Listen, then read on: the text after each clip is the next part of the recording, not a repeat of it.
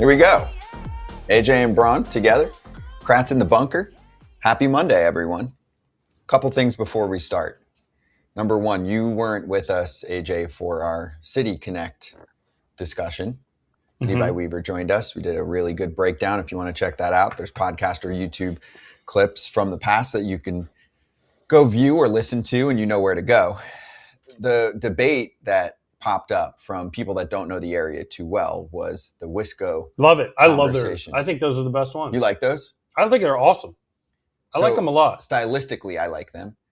There's a lot of debate about the Wisco part. Sure. If that's something that is cool in Milwaukee and Wisconsin, then I've heard it called that before. I said I've heard it called that in Wisconsin, like at the University of Wisconsin. People are like, oh, yes. I go to Wisco. Well, it's a city connect, meaning you're supposed to connect with the people in Milwaukee and Wisconsin.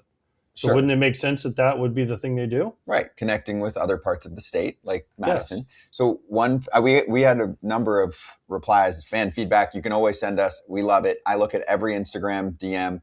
I look at most Twitter DMs. I don't get to every comment, but I get to most. But anyway, James, who has lived in Wisconsin since 1997, said, and he loved the first version, but he said, as far as the Wisco part, I asked around to be sure I wasn't insane. I have never spoken, nor have I ever heard anybody refer to Wisconsin as Wisco. Colors are great, but doesn't like the Wisco part. Okay. We were just trying to ask our crowd, hey, enlighten us, because we're not going to represent or talk about that. None of us are from I think they're a cool looking unity. Stylistically great. They're awesome. And then I'm going through them right now. The Braves, I like the Braves one because it kind of brings the old school baby blue. Levi, I know you'd like this. Levi, when he was on our show the other day, said you'll see those in rap videos. Like 100%. They're cool. Yes. Baltimore's actually are cool. I had to have the green explained and the B. The B is the B on the green chairs in Camden Yards. So I had to have it explained when I was there this weekend. The Reds one, I don't get at all. Isn't that the same C they have? I've seen that C somewhere else that they have. Is that? I mean, they're all red. Said which you didn't is, like I the get. C. Somebody that really doesn't like the C on the Reds. I don't like the C at all. I've seen that C somewhere. Maybe it's in the Cleveland ones that say CLE. I think it's the same C. Okay. So that's why I was like, that's weird. The Royals ones, I get it's cool with the pink I don't get the pink though. I don't understand where the pink. I like the colors. I don't know. I mean, I think it's cool, but I just don't understand where the pink. I mean, I missed the thing in there. Wisco, I love. Pirates, just all black with the cool lettering. Good. It'll look tough when Skeens is pitching. San Diego looks like they took their old ones with pink and blue and just changed them to the old Padres navy and orange. And then the Rangers ones. That's a whiff. I don't know. I mean, it just, they took the X and made it J. Because they have red uniforms. We had red uniforms when I played for the Rangers. I think we talked about it last week, Kratz. Do you remember how there was like a good story to it? But again, Levi made a great quote on our show. He said, it shouldn't be a guessing game, I'm paraphrasing, on what the background story is. It still has to just look cool. Yes. Regardless of reading a blurb about why it is what it is. Yeah, 100%.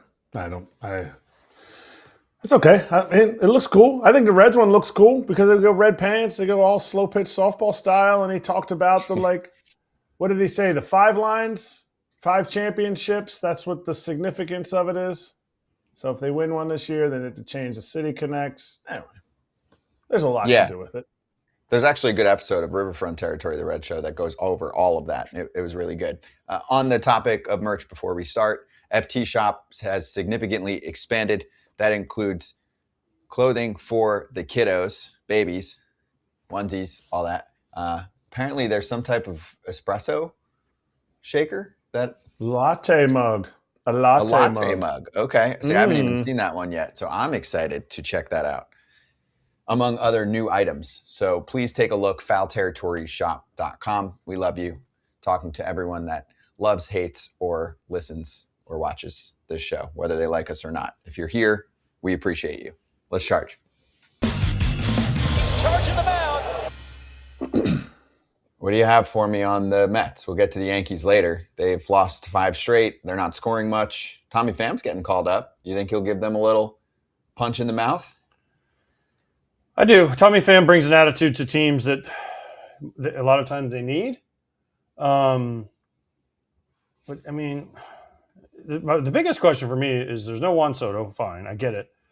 But what the heck is Francisco Lindor doing? Like, there's been too many gaffes for a guy that's this good and has been so good and so locked in, and he's the captain and all that. That's the question. I mean, the Mets they're not dead. I mean, they lost 5 in a row. They're doing fine.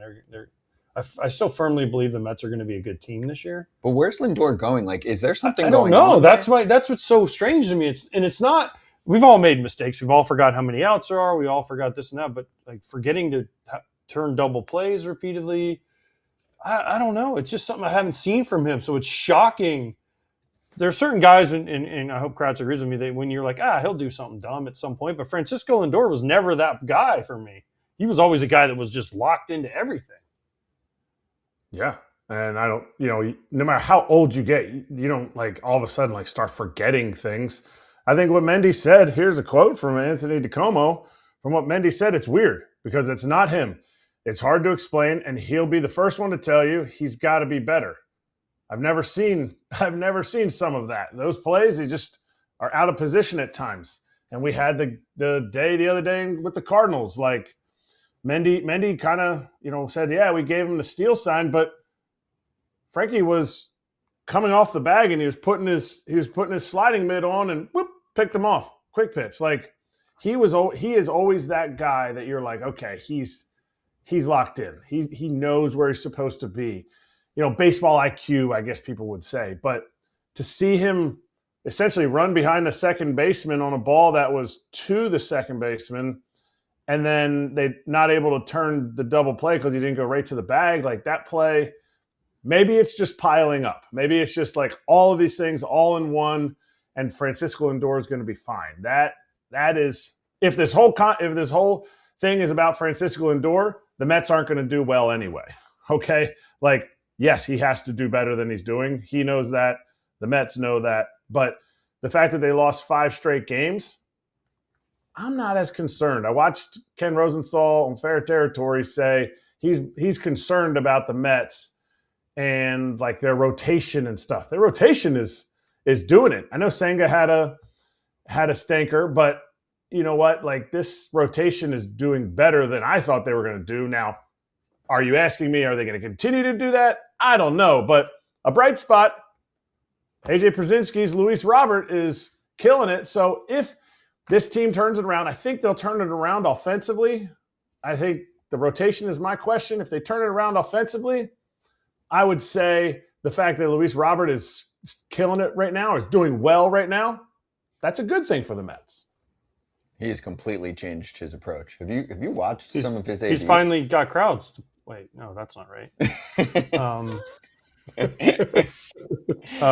He's not swinging. That's because he swung at everything, and all they did was throw sliders off the plate. And I remember talking to Chris Johnson, who was the White Sox assistant hitting coach one year, and he said every game we would have and it was when Robert had one of his good years. He said we would have a conversation with him before every game. What's your approach? This is how this guy is going to pitch you. This is what we want you to try to do. And he had a good year. I think he got hurt, but he was having a good year. Mm-hmm. And he said you literally had to sit down with him every game and say, this is what this guy is going to try and do to you. Swing at this one. Don't swing at this one. Do this. Don't do this. Da-da-da-da-da. And he said, yeah, we got him pretty locked in when he was in there because he had never heard any of this before. So maybe that's what the Mets are doing. And every day. Good. But if you could just tell him, hey, they're not going to throw you a strike. Just don't swing. It's kind of, you know what? We talked about Pete Alonso earlier, and I'm going to talk about because I was in Baltimore this weekend. It was kind of what Albernay said about Pete Alonso. He said, Pete, they're not throwing you strikes, and you're chasing because you want to hit and hit and hit and hit and get and hit and hit and be the homer guy. He's like, take 4 walks. That's a good day if you take 4 walks. He's like, you got to get back in the strike zone. And that's kind of what Luis Robert needed to do. And so far this year, he's been doing that. Well, Pete's a classic case of signing a big deal with a 100%. Team that needs you, all of that. We'll get to it later, but back to the Mets for a moment. Kratz, you had another point? No, just on Luis Robert. Like, the reason that you see an all-star season that he had, like, he's a tall guy who has short arms. And, like, he should never chase the ball. I know that sounds stupid and that's really hard to do. But like what AJ said, if your approach is to only swing at strikes and you can execute that, you're going to be an elite player. Like it shows AJ swung at a lot of pitches out of the zone, but he could hit a lot of pitches out of the zone. He had a hit tool. Luis Robert has ridiculous power, and if he just allows himself to only swing in the zone, way easier said than done. Believe me, I tried. You'll see just an elite season out of him. So the Mets should be juiced about that, but they have to start winning games. And a 5-game slide against the teams that they played against, not really it. Did you see Pat Ragazzo, who writes for SI.com, goes, scouts believe Bo Bichette is not fully healthy. He had the PCL sprain. He said he was when we talked to him in from spring. Late last season. Yeah, he said, you know who else said? Doctors who do pretty rigorous physicals when you're signing a contract of that length and you're coming off of an injury. I think he'll be okay. And by the way, the Mets with the 5-game losing streak are 7-9. They're 3 games behind. I feel like the whole league is basically everyone's 7-9 or 9-7 or whatever. I did a Chicago radio hit today, radio, TV, whatever. Of course, they were talking about the Cubs. I'm like, the Cubs are 7-8. They're in last place. The Pirates are in first place at 9-6. It's nothing. They're 2 games behind them. Everybody take a chill. Yeah, They're 15 games in. We're not even at what? It's not 10%. even a tenth of the way in. We're almost exactly 10%. That's it, right? Because at 16-ish but games, if you go you're at 7 10%. and 8 in July, they're like, they're treading water. Yeah. Parity. This is going to really screw the whole salary cap thing if all these teams stay all close together like they are. But water will level out. The PCL strain, what are they calling it? A sprain. PCL sprain? I tore my PCL, and it's one of the ligaments you don't have to rehab back, and it was in the offseason, and there was no lingering effects from it. Like, it's one of the ligaments you don't need. Like, I'm just going at, sometimes you go in. I didn't know it was a PCL. Honestly, last year in the playoffs, I didn't know he had a PCL strain. This is the first I had read about it, because normally you get that from some type of collision in front of your knee, like it's a car accident type of thing where the dashboard hits your knee. Or football, it's where the knee basically slides back and tears the PCL, and sometimes you don't have to go in and get it fixed. So that it would linger the entire offseason, I have a hard time believing that. Linger longer, Scott. Great name for a road in outside of in Georgia. Linger Longer Road. What is this referring to? Well, the Masters. I was at the Masters on Thursday. Right. I forgot. And the hotel that I stayed at in Lake Oconee was off Linger Longer Road. So I would not his know knee that. is lingering longer. See how we you do and that? Masters jokes. See how my boy won too, Rory. Love that guy.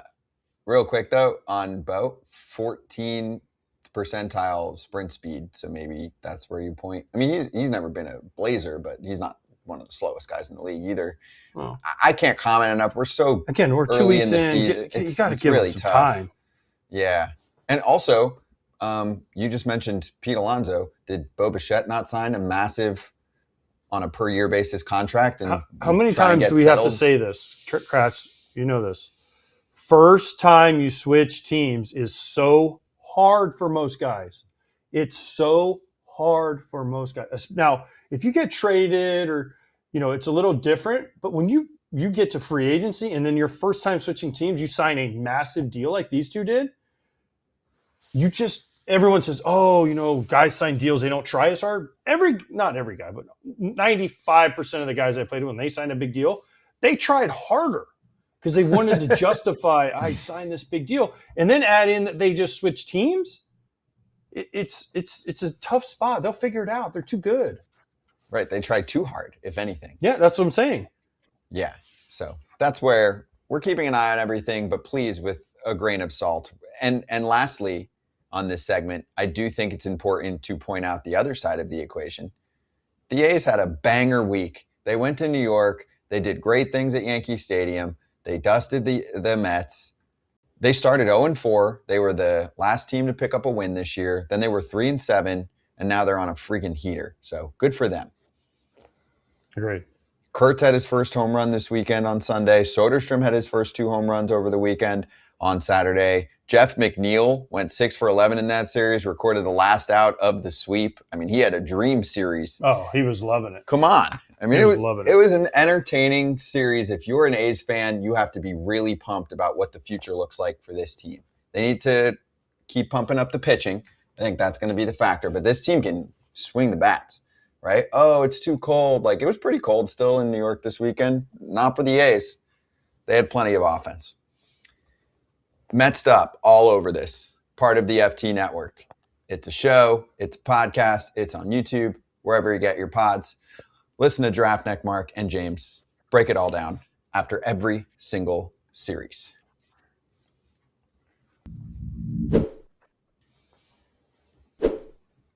Kratz, the world has a cord problem, wires everywhere. It's 2026, and it is time to get a Ridge Wallet 5-in-1. It's not a wallet, it's a charger. Look at this thing. It sticks to your phone. You push the button. It charges your phone while you can charge 2 different items at the same time. Oh, and don't forget, while it's charging, you got a little lean-to, John. That'll help it sit right there. Appreciate your Ridge Wallet. This is so nice. Which is great for me. If I'm at the airport, I'm watching a game, I can charge 5 devices and then I can just watch something on the phone. Of course, they still have the wallets that are money too. And we know the code. It's nice and simple. It's FOUL, F-O-U-L. 1 thing to pack, 5 ways to power. You can find Ridge's power bank at Best Buy, or our listeners can get 10% off at ridge.com by using code FOUL at checkout. Head to ridge.com, use code FOUL, and you're all set. After your purchase, they'll ask you where you heard about them. Please support FT and tell them we sent you. It is Miller time. Let's get some light takes with Mitch Bannon from Bluebird Territory, a Blue Jays show that you gotta love. And it's him, and it's Kevin Pillar, and it's Ricky Romero multiple times per week. Mitch also, of course, covering this team for The Athletic on a daily basis. Mitch, good to see you. What's the deal up there? This team is so close to a World Series last year, riding all of the momentum and often visiting the infirmary lately. Yeah, I found it really hard to talk about and write about this team in the last couple days, because it's like, how do you evaluate a team that has 10 guys on the injured list? It's every story is like, oh, the starter went 2 innings and a new guy went on the injured list. Like, but there's still 147 games left. Like, it is very difficult to evaluate the current Blue Jays. By no means has this team played well. By no means have most of the starters, except for Kevin Gausman and mostly Dylan Cease, pitched well. The bullpen's been lights out. So if you're looking for a bright spot, the bullpen didn't allow a single run over the weekend to the Twins. They still lost the series. It is pretty tough. It's treading water. It's trying to stay afloat. It's doing what they can to survive until they get Springer and Barger and eventually Kirk back. Maybe some of these starters who got hurt in spring come up in the next week or two and give the rotation some real innings. Because every 3 or 4 days, it's a guy going 2 innings. The bullpen gets tired, and then it not only gives them a loss that day, but kind of ruins their next 3 or 4 days. It is pretty tough times for the reigning American League champions. What are they going to do? I don't know. We were talking, like, you can't, the old saying is you can't win the pennant in April, but you can lose it. Is there a chance they could fall so far behind? And I know they struggled last year early and then they took off and caught fire. But do they have enough depth in this organization to, like you said, tread water? No one's playing great in the AL East right now. But, are they going to – is there a chance they could get too far behind? Because Max Scherzer, right? I did Max Scherzer's game on Monday. He came out of the game with forearm tendonitis. And then he said, I'll be fine on Sunday to pitch. And he goes out and has a clunker. So if they lose Max, then who's next, right? How much depth do the Blue Jays have in order to just keep them afloat? They've kind of already called on that depth. Like, the guys we see now were the 6th through 8th starters we thought we would see in like June and July. So they've pulled Patrick Corbin off the street or off his house in Florida to come pitch a game for them. He's going to be in the rotation for the foreseeable future. They've made waiver claims. They just made a trade for Lenyn Sosa, a bench infielder. Like, they're kind of doing everything they can to stay afloat. I do think there's like a chance this team does fall out of it. The one benefit you mentioned, the American League is like particularly muddy right now. Like, the Twins, I believe, have the best record in the American League, and I don't think anyone thinks the Twins are going to end there at the end of the year. It's still really early. I think if they hover around 500, even to the All-Star break, like if this is a team that's a game below 500 at the All-Star break, I think they got to take it right now. They have like 10 or 11 straight series against legit contenders in late May and June. It's going to be a tough stretch. I'm not sure there is much they can do. They can keep trying out the Tyler Fitzgeralds and Lenny Sosas of the world to see if they can get like a decent breakout or a guy who plays well for a month. They can keep cycling through these 7th, 8th, 9th starters and see if someone can stick for a couple weeks. But really, it's waiting for Trey Savage to get back and hoping he can be a dude again. Waiting for Jose Barrios to get back and hoping his fracture in his elbow doesn't turn into anything, which certainly doesn't sound good, but he's pitching through it. So it is kind of a wait and see and hope you survive in the meantime. But if a couple other guys get hurt, if the pitching just doesn't figure itself out or Trey Savage's shoulder starts barking again, this Jays team could be in a bad spot. Wait a minute. Last year at this time, we weren't even talking about Ernie Clement, not in the starting lineup. Nathan Lucas, not in the starting line. I think Nathan Lucas, wasn't he in AAA? Or maybe I got that wrong. But yeah, so people will step up. That's how good teams win. But from this point in the season, is it Jesus Sanchez that you go, okay, this is the bright spot that we think we can continue to go on? Hey, you know what? Vladdy's hitting, I think, 320 or something like that. Like, hey, Vladdy's going to be able to carry this team. When those things happen, because you say, oh, we get Addison Barger back. Addison Barger's hitting 053. If somebody else steps up, Addison Barger is not going to have his job back because this team needs to win and wants to win and is built to win. So it's really whoever steps up. But who is the guy right now that you're like, okay, because he's doing this is a bright spot for us? I think the problem is there's like not a lot of those stories right now. That's how you have like a team that is injured and also 3 games under 500, 15 games into the season. Like if there was guys stepping up or showing promise, I think the Jays would be in a better spot, but they're kind of still searching for those. Eloy Jimenez came up on Sunday, gave them 2 hits, 2 for 4. They were really 2 singles, and not particularly hard hit.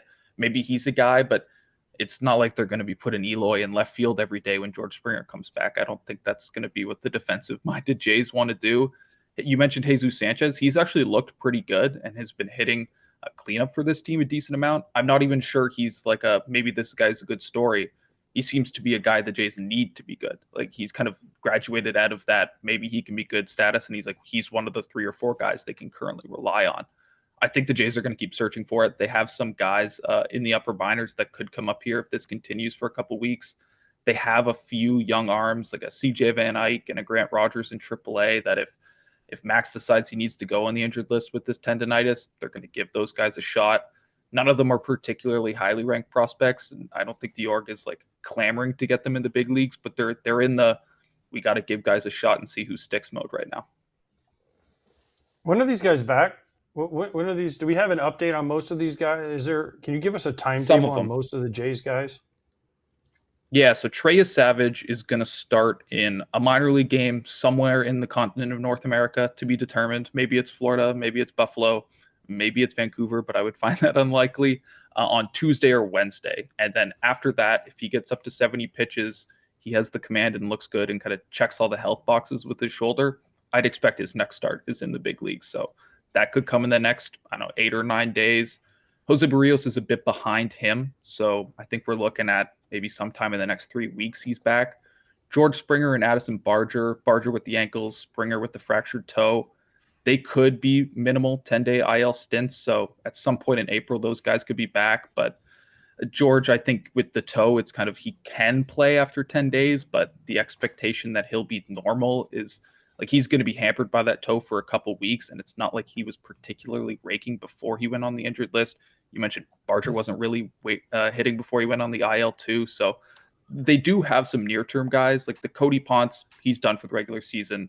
Alejandro Kirk, he's out for well over a month. Like those guys aren't on the near term, but the pitching and then George and Addison are the 4 guys they should get back in the next couple weeks.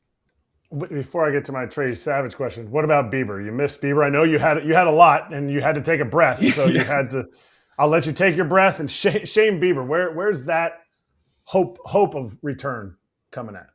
Yeah, so they he is kind of an odd one, as much as like there is some odd injuries across this entire pitching staff with fractured elbows and hurt shoulders and stuff like that. But Bieber, it was forearm fatigue after the World Series last year into spring training. The Jays are like, we're just going to slow play this guy. He didn't get off a mound until after spring training and has been throwing fairly infrequently since then.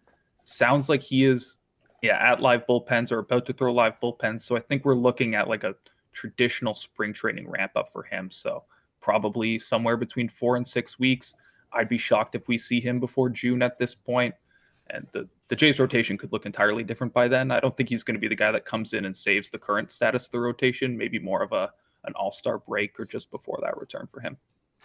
All right. Well, you said Trey Savage. Oh, you hope he returns to be the beast that he is. Let's be honest. This Blue Jays team did not make it to the playoffs because of Trey Savage. He had a ridiculous playoffs, and that's where they want him again.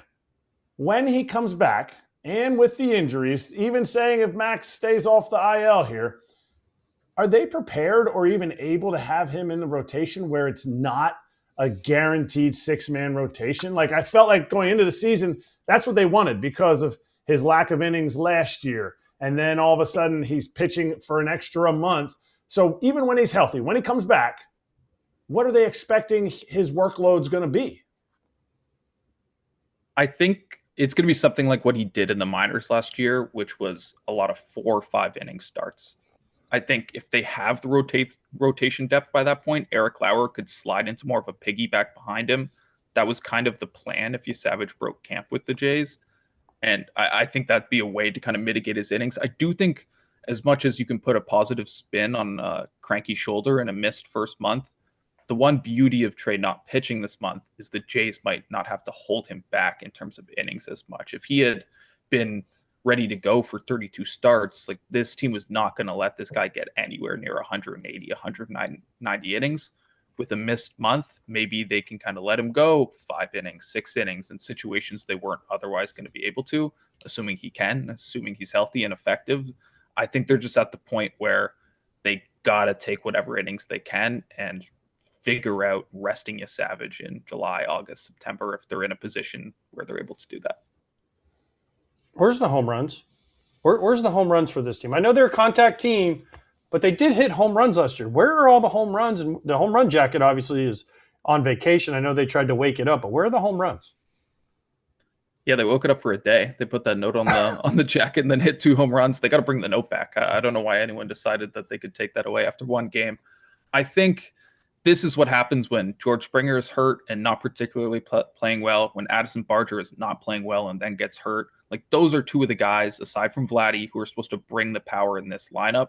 And another guy, Kazuma Okamoto, like, this guy was hyped up as kind of an all-round hitter, but you watch his highlights in Japan and it's like light tower pull power. And we have not seen that once since joining the Jays. He's had an opposite field home run. He's been kind of more of a contact guy.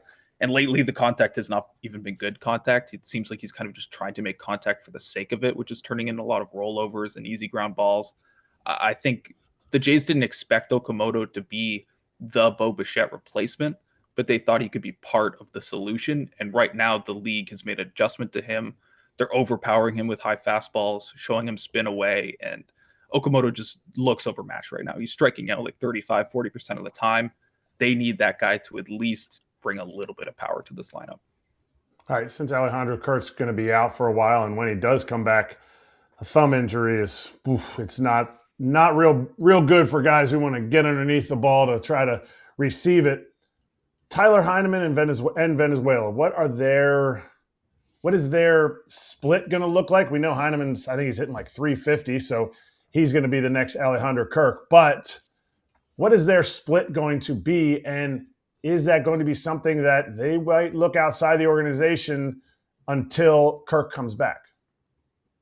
If they have another catching injury, they might call you, Eric. We'll see what happens, because there's not a whole lot of guys after that. But I think Valenzuela is going to get the run here more than Heineman. The Jays really like Heineman, but they like him as a backup catcher. They like him playing sporadically. They like him at most playing kind of 2 out of every 5 days, and they think Valenzuela has the upside here. We've seen him hit a ball 111 miles an hour, which is the hardest hit ball of his pro career for a home run. We've seen him be pretty good behind the plate. Like it's interesting. He has all the tools. Like his pop time is great. Seems like a decent receiver, but he kind of fumbles the ball every so often. It's just clearly he's a young guy who's not entirely refined at the big league level. But I think they need upside right now. Like the offense is not hitting, and not hitting home runs. So they're going to take the upside swing on Valenzuela. Heineman also is dealing with back spasms, which is the reason that Brandon played 3 games in a row over the weekend. So maybe we get a better idea of what this split looks like coming out of the off day in this next week or 10 days. But I'd expect it to be close to an even split with, if anyone's getting more, it's probably the kid. I thought Heineman was a pitcher. He's pitching too much for a team that hopes to contend so far. There was some guys in the bullpen the first couple days of the season that had higher ERAs than Tyler Heineman, which is not an ideal place to be for the Toronto Blue Jays. No, he'll be fine. The bullpen's been good, surprisingly. I mean, that was kind of the question mark coming in the season. Yeah. The bullpen's been really good for him. It's been the starters that have had the troubles. Yeah, I think the one problem is the Jays last year ran into in September where like Hoffman had more innings pitched than any other reliever. Brendan Little was second and Louis Varland was like fourth. And you could tell those guys got tired by the end of the year. I think they came into this year hoping to avoid that. And now they're in a situation where every like other game has been turned into a bullpen game. So that's another key thing. Not only do you need the starters to come back to try to win games, you need some innings to come back so you can rest your bullpen. And if you want to be playing deep in October, have Jeff Hoffman throw at 98 still and Louis Varland able to pitch every single game of the postseason. You got to set yourself up for success. Mitch, question from a fan, a frequent flyer in the chat, Sicilian, said, it's been 2 months since Santander's shoulder surgery. Can you ask Mitch how the recovery is going? I know there's still a few months to go, but just curious. Any updates there? I don't have much. I'll be honest. I think we're not going to see this guy until well after the middle of July. I don't think he's worth kind of putting on your radar at this point. I think there's a better chance Tony doesn't play a game for the Blue Jays this year than plays more than like 25 or 30 games. The Jays are just going to kind of have him sit this one out, rehab. If he comes back at the end of the year and provides 3 or 4 home runs, great. If not, let's try to get this contract off on the 3rd foot starting next year. I just don't think he's a guy that you should be worrying about on April 13th. That's for sure. Real quick to follow, I'm just looking because I remember, he was a durable player. He was. The 3 years leading up to him hitting free agency and signing with the Blue Jays, his games played 152, 153, 155. One of the most durable players in that 3-year span. That's about as good as it gets in today's game. You mix in an off day here and there. That's wild. So it's just been a terrible shoulder situation that has plagued him, and now you barely can count on him getting back on the field, huh? Yeah, exactly. So he fell into the stands in Anaheim, would have been around, I guess, a month later than this last year, then kind of tried to play through it for a month. I think it was a classic case of new guy off to a slow start, wants to prove something to his new team, tried to kind of bite the bullet and play through an injury that only made his shoulder injury worse. Tries to come back late last year, still didn't really have it in the playoffs, and then doesn't get the surgery, which is I'm sure he regrets at this point, ramping up in spring, then gets the surgery. It's been a tough start to his Blue Jays tenure. Not really a whole lot of good news for Anthony Santander, but still got a couple years left. So maybe this could be a redemption story starting in late 2026 or 2027. That is true. It is a longer term deal. So there's time after this year. Mitch, thank you. Appreciate you. Talk soon. Sounds good. See you guys. Mitch Bannon along with Ricky Romero and Kevin Pillar on Bluebird Territory. If you haven't checked it out, you should.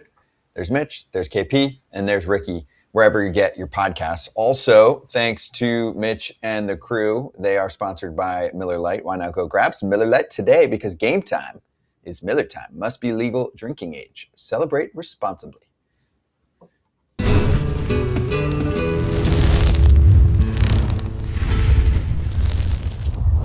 Did you see this? Roki Sasaki tipping pitches. People were talking about this last year with him, if you remember. I remember people were talking about this last year, that he might be doing this. It's really hard, as Kratz knows, to throw that fork ball, especially that super deep fork ball, without doing something to take it off your. Unless, like Ryan Dempster used to do the whole thing with his glove all the time. But if you don't do something crazy like that, it's really hard to not do something. Why doesn't he do what Dempster does? Here's I don't know. He's Fabian. not comfortable with it. He has enough going on. I guess. I mean, Fabian said, just went through, looked at the high home for every pitch Roki threw with a runner on second base today. Ren and Nimmo seemed to hop before all of Sasaki's 8 splitters in these spots and then 1 slider. Didn't hop on any fastballs. Those hitters all struck out. Michael Beer, our boy behind the scenes, also put some of this on his Twitter account, so you can check that out. It got a lot of love there, or at least a lot of looks. Kratz, any ideas here for Roki? I mean, it's one thing to be going through your own issues of, command and adding pitches, right? And becoming a bona fide starter in the big leagues. If you're tipping, you're not giving yourself a great chance in today's game. They all struck out. Who cares? In my opinion, the batters all struck out. If he's tipping, maybe Nimmo wasn't right. Because you should get a hit if you know what's coming, correct? Or it's tough to hit in the big leagues. I don't know, one of the two. But either way, I don't know. I think everybody makes a big deal out of the whole tipping. If you see somebody doing something like a base runner, they probably don't have it.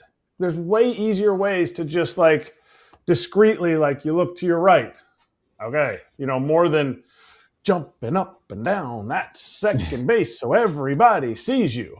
And if he is tipping, yes, there's plenty of ways. You don't have to do the Ryan Dempster, all the way through kind of thing. You can just, he has to hold that grip at all times. He has to be able to, cover his glove from second base. Or you can just do what Craig Kimbrel did.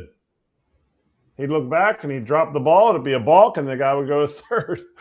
That was my favorite. I'm tipping pitches, so I'm just going to let the guy go to third so he can't see what I'm throwing.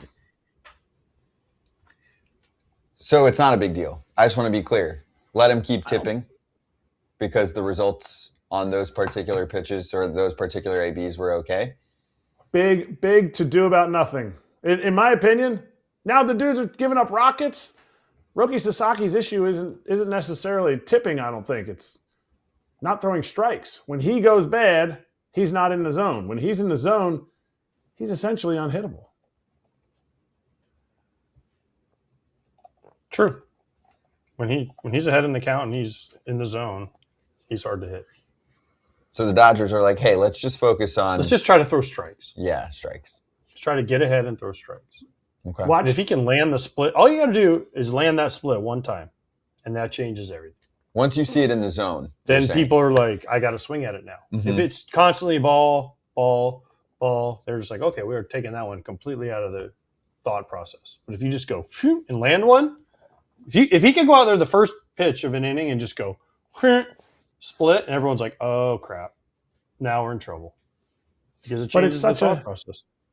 It's essentially a knuckleball. I know guys are giving Roki a hard time. It's essentially a knuckleball. Sometimes he doesn't know how it's going to go. It's not a split where some of these Japanese guys, they can, when I always talk about playing with Masahiro Tanaka, he could make the splitter cut. He could make it run in on a righty. He could make it go straight down. And you would see different splitters from him. And it was based on where the chase zone is. This pitch is a fork ball. AJ and I both caught Jose Contreras for a long time. Massive hands, and he would just throw away in there, and it essentially comes out with no spin. So to say, oh, he doesn't have control of that pitch, I have a hard time believing he's going to have control of it, just because of the fact that the idea of a knuckleball, the idea of a forkball, is you have to land it in the middle, throw it in the middle of the plate, and hope it stays in that area. And so it's tough. It's tough for him to consistently throw strikes. But like AJ said, if you land that, John, you're cooked, because now all of a sudden you think, oh, I do have to swing at it, and he's got 97 to back it up. Just to be clear, if you're on the opposing side, most hitters still want the tip if they can get it. Of course. It's more about the takes, though. Okay. Because if you know he's throwing a split early in the count, then you don't swing at it. Where you get in trouble is you swing at it out of the strike zone. To me, it's always been about the takes, not the swing. That's right. Yep. That's how you know. Right. That's how you know if somebody has your pitches, because there's that dude that all of a sudden just statues it. As soon as he has your pitch, he'll statue it until 2 strikes. It's just like out of the hand. Nope. And it's like, wait a minute. There's a lot of things in timing as a catcher. You're watching the game, you're like, that looked different than like an auto take. Sometimes you'll see Luis Ariz, he'll just be like, pitch will come in, he'll just go and not even swing. That's way different than I'm ready to hit. And all of a sudden now his timing kind of just shuts down. And you're like, wait a minute, why did he know we were throwing the nastiest pitch in that count? Like, then you think, okay, am I calling too many of that pitch in certain counts? Oh, well, then you look at the hitter. You look at the runner at second. You know, he's picking his jersey. He's looking to the right. He's looking to the left. He touched the bag when he went back after. Like, there's so many different things that you look at for a tip. But the guy struck out. Sorry, Michael Beer. It's a non-story if the guy strikes out, in my opinion. Agreed. He's still going to get some time then to work on everything. Figure it out. Yeah. He's got to figure it out. If not, he'll go back to Oklahoma City. Or bullpen? No. Bullpen is always not. But, I mean, when you have Diaz, Scott's doing good this year. Yeah. Trinan.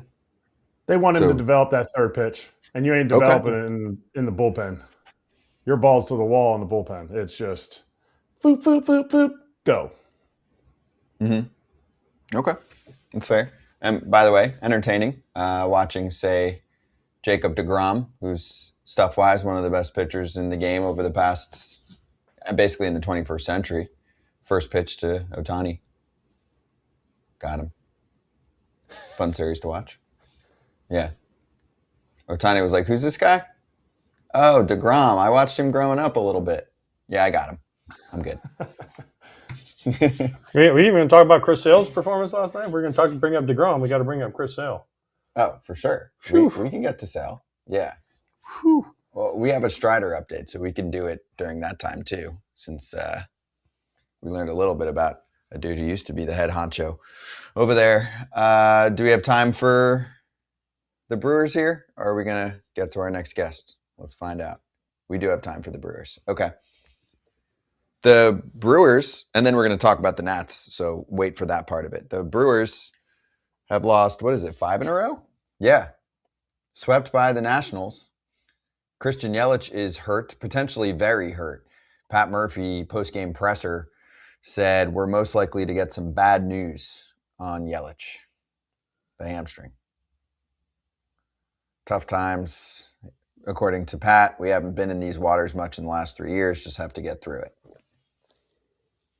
I mean, unfortunately, Yelich is pretty injury prone. This is where we, like with the Blue Jays, you start testing the depth of organizations. Mm-hmm. And if you don't have that depth to cover it, and you keep losing guys and you keep losing, eventually the depth of your organization when guys go down, because Yelich has been hurt before. Yes. And they've been able to survive it because of guys like Churio and Sal Frelick and some other guys they were able, Isaac Collins, who's in Kansas City now, right? And all these guys, they've been able to have there as pieces, but as those guys start going away, you lose the depth, and this is where it hurts you more and eventually catches up to you. Churio's still out. Churio's out. He comes back and helps the case a little bit, but yeah, it's the hamstring for Yelich. It's often been the back, right, Kratz? Of course, he had the kneecap several years ago, so he's been through it on the injury front. And I think it's a testament to who Yelly is to that locker room. Like when I was trying to look through all the different, they've had plenty of injuries before. When Murph says, yeah, we haven't had this before, they've had plenty of injuries. But you've lost Churio. Okay, like that's the young guy who's out there bouncing around in the outfield, playing every single day, blah, blah, blah. And now you got Yelly going down. To me, it's a testament to what that clubhouse needs with Christian Yelich. They feed off of that veteran leadership, the fact that this dude goes out there and plays through injuries. Like I saw it years ago, him playing through pain, injuries, not wanting to come out no matter what it was. I mean, there was like 2 times I remember that he got sat and he was pissed. He was stewing. So it's just better to have him out there in the lineup. If the guy's going to be pissed on his off day, you might as well just keep him out there. And so to lose both of them, their outfield wasn't necessarily great without them. And then, now to me, it's gonna test that depth. And what does that depth look like? Garrett Mitchell. What is he going to be able to do for them playing every day? Is the offense of Bryce Terang going to continue? I think he hit 2 homers yesterday. So like his power bat's there, and he's kind of a guy that I think ultimately that by the end of this year, I think he was going to be the star of this team. It's not going to be Yelich, but if Churio comes back, they're going to have to continue to find ways to do it. And that's what the Brewers have done. The issue is now you don't have a Freddie Peralta to pitch after Big Woo didn't get the win yesterday. It didn't feel like he pitched that bad, but he didn't get the win yesterday. So you need another guy to come in there, and this depth is going to be tested. And with all of that being said, the Brewers are 8-7. Every team in the National League Central has either 6, 7, or 8 losses. Yeah. The Brewers last year were pretty mid for a They good started chunk of 0-4, the year. remember, and got smashed by the Yankees. But even for a while, I don't know how deep it was. I didn't do the research, but eventually took off. Same as the Blue Jays.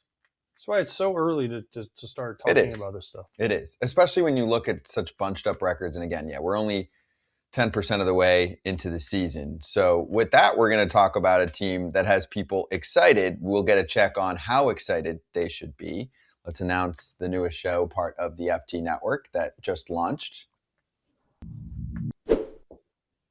This makes sense. Ooh. Very pretty logo. You like that? District Territory, coming in hot. Spencer Nusbaum, who covers the Washington Nationals every day for The Athletic. He's paired with Eric Shellhouse from the Bat Boys, the Viral Stars Online. Spencer, great to have you on. Congratulations. Welcome to the FT fam.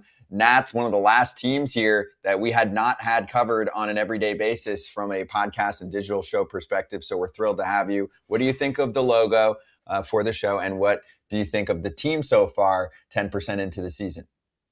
I mean, the logo's a 10 out of 10. Frankly, I'm glad that they didn't have me design it because I never could have done something like that. So we're off to a great start there. As for the team, frankly, it's been a bit of a surprise. I think going into the season, we knew that there were going to be rough patches. We knew that right out of the gate, it was Dodgers, it was Cubs, it was Brewers, and they've landed on their feet with a 7-8 record.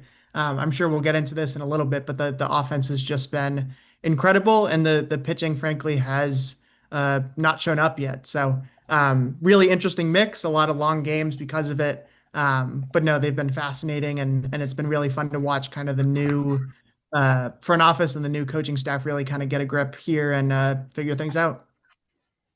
How's that going? How's the Butera-Taboni combo going so far? I mean, they're obviously playing well, right? But how is it going for them on a day-to-day basis in kind of new positions for both of them?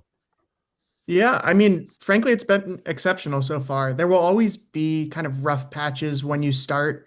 But when you think about where the Nationals were a year ago at this time and where they are now, they have a new infrastructure that, again, is prioritizing not just analytics, but simplifying those analytics. And they have a manager who, speaks that language, but can also, relate to a very young team. You have a president of baseball operations who has done the player development side and seems to have also done pretty well on the big league side so far. You have a lot of guys who have bought into this new message just because the way things were before, it just wasn't working out for the team. There's still more to do in the sense that there are a lot of processes still to set up. There are a lot of things still to implement. But, they're changing the lineup every day, and they're adding in new technology, and they've brought in an entirely new staff. I covered earlier today, the hitters meetings look totally different from last year, and they're crushing the ball. So it's been a really good start in Washington. I think where you'll see them tested is when maybe there's a swoon in May or June, or they're 10 games under 500. It's really how they respond then that's going to catch my attention. Is it more encouraging the fact that C.J. Abrams and James Wood are the top 2 hitters on the team, and there was fear that, okay, they're already the top 2 hitters no matter who you brought in this year or who you didn't bring in, but that a new staff would maybe not necessarily connect with them. And so isn't that the most encouraging part of this, that those two guys are just picking up where they left off, even to the point where I think they're both doing better. And so it means this new staff is helping them. Absolutely. And I think when you think about those two in particular, those are two guys where you don't want to mess with their swings too much, especially when you look at their first halves last year. And so the job of the staff was, hey, how can we make these minor adjustments to make these guys really kind of implement that and take off throughout the course of an entire season? Again, I was someone who was a bit skeptical that the hitting development would come along so quickly, just because usually you see development happen quicker on the pitching side than the hitting side. But I think the fact of the matter is, look, these were two guys who were uber talented, who just need to be able to make adjustments throughout the course of an entire season. And you've seen them do that so far. CJ Abrams is walking more. James Wood is making more contact on pitches in the zone. They're both going up with really smart approaches.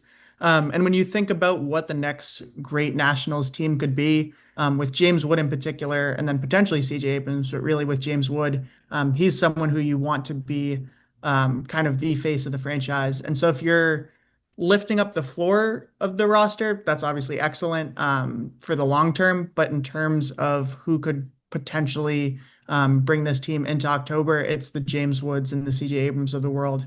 And so it's really encouraging to see what they've done so far.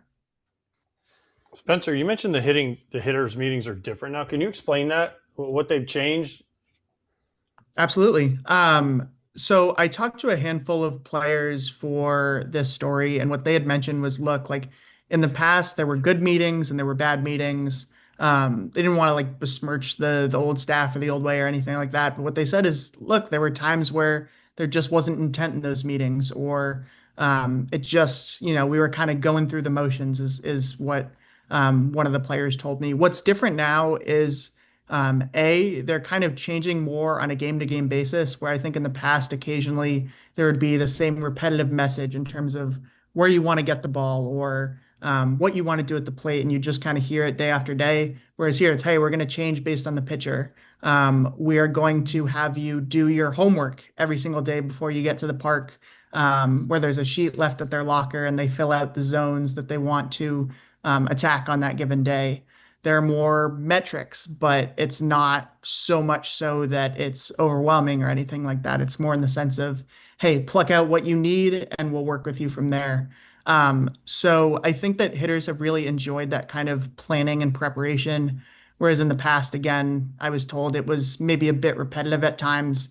And while there were great meetings before and there were days where the offense really showed up, it wasn't necessarily changing on a game-to-game basis like this. And so they've really liked the 3 new hitting coaches. They've liked what the front office has been able to do in terms of providing them the metrics and the support that they need. And obviously you're seeing it show up. I think the only team that's scored more runs per game is the Dodgers. So clearly something is working. All right, before we get to the pitching, didn't you say they have to do homework? They have to do homework? Or they have to circle where they want to swing at? I just circle the middle every time. I want to swing at this one, right? Yeah. I mean, wouldn't that be the key? I'm just going to try and swing at the one right down the middle every time. So, yeah, I think I'm not going to argue with a former big leaguer on something like this. What I will say is that their approach has been, like, take Brady House, for example. He's someone where the coaching staff last year said, look, dude, you need to pick one side of the plate. He's someone who's come into this year, and again, that homework's been really helpful because he knows, hey, against this pitcher, I know like I can take pitches the other way. I have a lot of opposite field power. He's going to throw the ball a lot there. I can do damage there. Again, I think you aren't necessarily filling out one zone, so I'd be surprised if any guy doesn't have the middle of the zone circled. But it really is about picking where you swing and being intentional about that instead of saying, hey, I can cover the whole strike zone, because a lot of times even the best players in baseball can't do that. So yeah, I'm sure a lot of them have circled the middle, but it is about kind of expanding that a little bit. And again, based on the pitcher they're seeing that day. All right. Well, we talked about the good part, the offense. Do we need to bring up the pitching? Because it has not been very good so far. They're 29th in pitching. It's been not good. Yeah, they're great, but they're scoring a lot of runs, but that's not usually sustainable for a whole season. At some point, you have to get somebody out consistently. Yeah, and I think it really speaks to kind of what was here before and how much money the Nats spent in the offseason. Um, the big approach in the minor leagues for them right now, again, is to add guys with stuff. It's because the players that they have in the big league roster right now, while talented and while able to adjust, don't necessarily have the fallback of throw in 101 or throw in, 93 with a ton of break. It's a lot of guys who can kind of navigate their way around a big league lineup and have some track record of doing so, but it's not necessarily the same fallback option that you see littered up and down these rosters. So they've gotten themselves in trouble with the walks, and I think that's something I'm paying attention to. But really, so much of it is, hey, like we're just not able to miss bats. We're not able to get guys to chase outside the zone. That's in the starting rotation and the bullpen. There are some bright spots, but it really has been tough for them to just kind of get those out pitches and be able to kind of work through a lineup 3 times. And again, I think that's why they're spending so much time in the minor leagues focusing on strength training and velocity training. And the to drive line it is maybe an oversimplification, but that's kind of the state of what they're trying to do right now. So yeah, it hasn't been pretty so far. And I don't necessarily know when that will turn around. But it's a lot of guys who, again, need to spend maybe more time, I don't know, figuring out how to add stuff specifically at the minor league level. So what you're saying, Spencer, is they should just throw harder, right? Again, that's maybe an oversimplification of how I want to put it. But I mean, there really is some truth to that. And look, they're working with a new set of pitching coaches. So they're all trying to figure out what's going to work best for them. And I think that's a learning adjustment as well. I've heard nothing but good things about the pitching coaches. But again, it's going to take time if you don't have the fallback option of 99. Jake Irvin is someone, for example, who when he's at his best, like he's thrown one hitters over 8 innings or two hitters over 7 2/3. Like he knows how his stuff plays. He knows how to work through a roster or through a lineup, excuse me. But again, it's someone who I think even he acknowledged this offseason, like, hey, I need to change something about my game because I had an ERA in the 5s last year, and a lot of that just comes down to the stuff. So yeah, it's maybe an oversimplification to say they need to throw harder. But you do have a lot of players who just don't throw as hard as other guys in the major leagues. And I think you've kind of seen how that's played out so far. Or the fact that they didn't go out and spend enough money or any money to solidify this just entire pitching staff in general. But the person they did spend money on, Foster Griffin, doesn't throw hard, and I think he's got like a 1.7 ERA. So there's success there of not throwing hard. Maybe these pitching coaches shouldn't just teach how to throw a heavy ball against the wall and should teach how to throw to locations in the zone. Correct. And I guess that's where, again, I may say I'd be oversimplifying things. But Foster Griffin is another one where, hey, throw hard is maybe like a unnuanced way of saying it. But he throws like 7 different pitch types and they all have different sorts of break and they're all kind of distinct shapes and velocities from one another. So maybe it isn't throwing harder, but it's changing your usage or it's adding a pitch. And, this is stuff that doesn't really happen in season per se. But it is figuring out, hey, what's the best way I can navigate a big league lineup with what I have at the moment.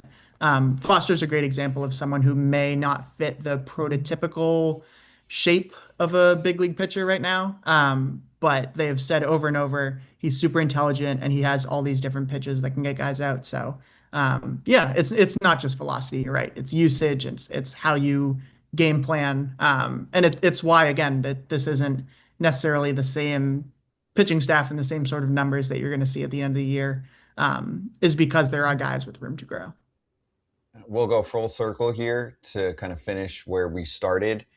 Did you see Talk Nats post about how Kevin Franzen took like a little shot this weekend at the Dave Martinez quote from last year? Okay, so can you lay that out? Because you'll do it better than I will. Yeah, so last year, Dave Martinez, who was the manager at the time, in the middle of, I think it was an 11-game losing streak, was asked by me, where the onus lay for their issues last year at the plate specifically, whether it was on the players, whether it was on the coaches. And when we got to that point, Davey said, it's never on coaching. The coaches work their butts off, a long quote that basically said that. And players took exception to that. Fast forward to this year, and you've had a coaching staff that has talked a lot about accountability among the players, but also among themselves. Corey Ray, who's their first base coach, had mentioned, like, hey, some guys got picked off the other day. That's on me. Like, I couldn't sleep at night because I had let these guys down. And that's when Franzen made his comment about, hey, that's a coach with accountability. So that's a great guy making a joke, but he's also making a point that, hey, like, we're not just going to, talk the talk, we're going to walk it. And so I think that's been a really compelling storyline to follow this year, is just how much a really young team with a really young coaching staff has been able to hold each other accountable. And that's something I'll be following throughout the course of the year. Quick follow too. I mean, it's making me feel old that Corey Ray is a first base coach. I remember covering him draft-wise. It was 10 years ago exactly, actually, right? When he was a first rounder, 2016. That's crazy how quickly that... Can't have anyone over 35 years old. That's true. Another youngster. How old's Corey Ray? Probably 30? Something like that? Maybe, if not 10 years ago, not even. Well, we're going to do it on the fly here. I'm going to tell you. Anyone want to take a guess? 29. I think it's 30. Kratz? Yeah, I'm going to say 30 or 31. I was in camp with him in 19. It's cheating. You can't have two answers. He's 31. But yes, all good guesses. Good stuff, though, Spencer. Really enjoyed the combo and the insight. And congrats again on the launch of the show. We're super excited about it. First episode is out right now for people to check out. Thanks, Spencer. We'll be talking. Yep. Thanks for having me. That's Spencer and Erik running District Territory. That's what it looks like. It's part of the FT Network.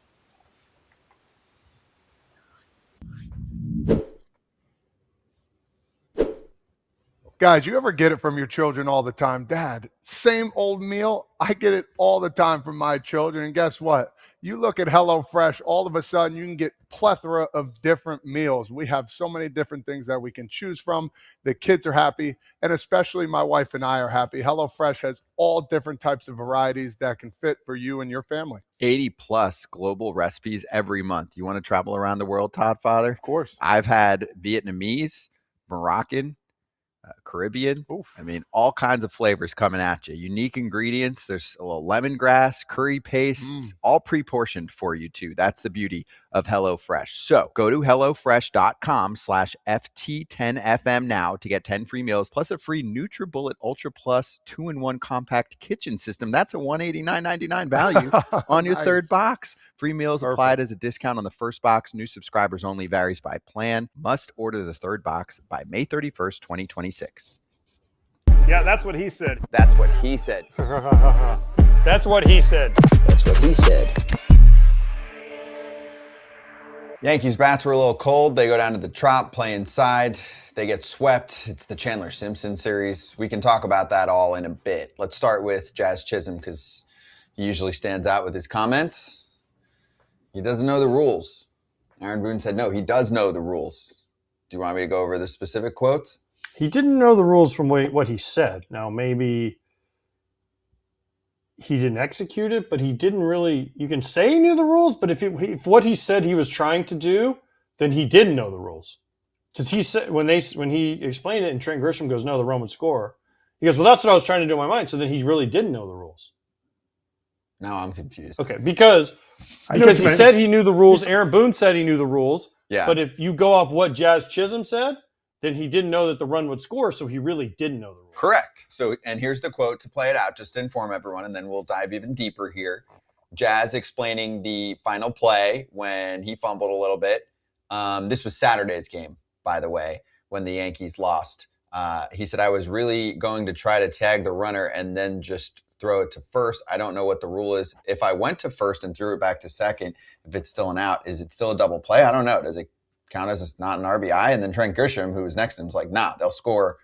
They get there before the tag occurs at second. And then Jazz was like, well, what I was trying to do in my mind probably wouldn't have worked anyway. It didn't work.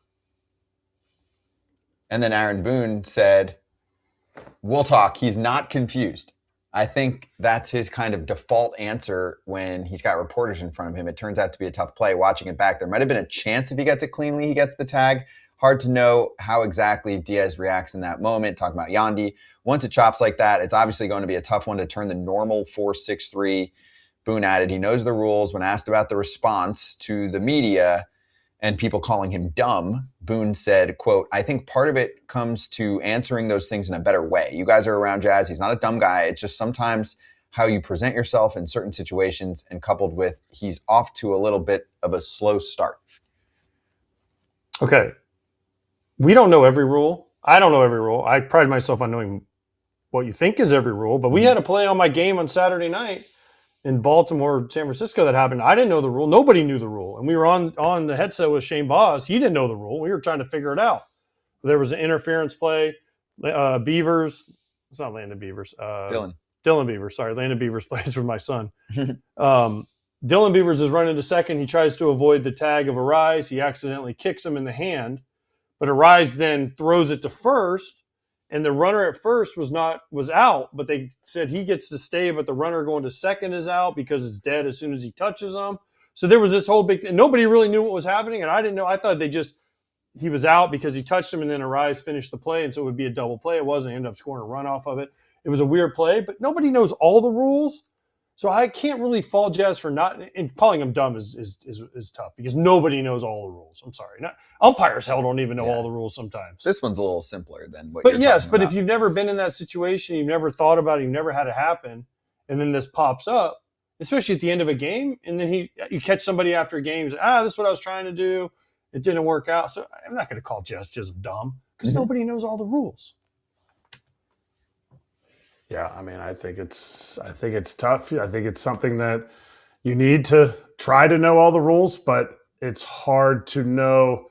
It's easier to know like the framework of the rules, and then each individual small thing goes into that framework. But I think it got blown up more than what it is. I think Aaron Boone sees him every single day. I think Aaron Boone, he was being honest in his interview. I don't think he was just sticking up for his player. He was like, the guy's not dumb. Like he knows what he's doing. But the play was a really tough play. We haven't really talked about the play. The fact that he had to charge in to get it. The runner did a great job of not just running to get, easily tagged out, and then he bobbled the play, blah, blah, blah. But the play, even if there wasn't a runner on third, could he have fielded it, thrown to first, and then thrown back to second and get the tag out? Like, that would have been a tough play, let alone the fact that had that happened, the run would have scored as long as the runner from third was running hard. And there was no play at home, so I think it was, we're taking everything that somebody says word for word. Oh, yeah, I didn't even know what the play is. Like, and then he said, oh, yeah, I guess I did know what the play was.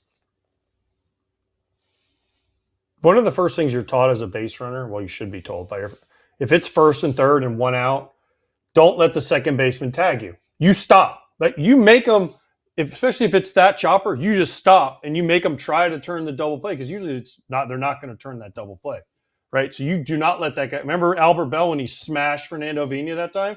He was like, I ain't letting him tag me because it happened earlier in the game and his teammates got on him. So that time he said, well, he's going to tag me and he ain't going to get up and make the next throw, right? So one of the first things you're taught as a runner is you don't let the second baseman tag you on that chopper because you want the run from third to score.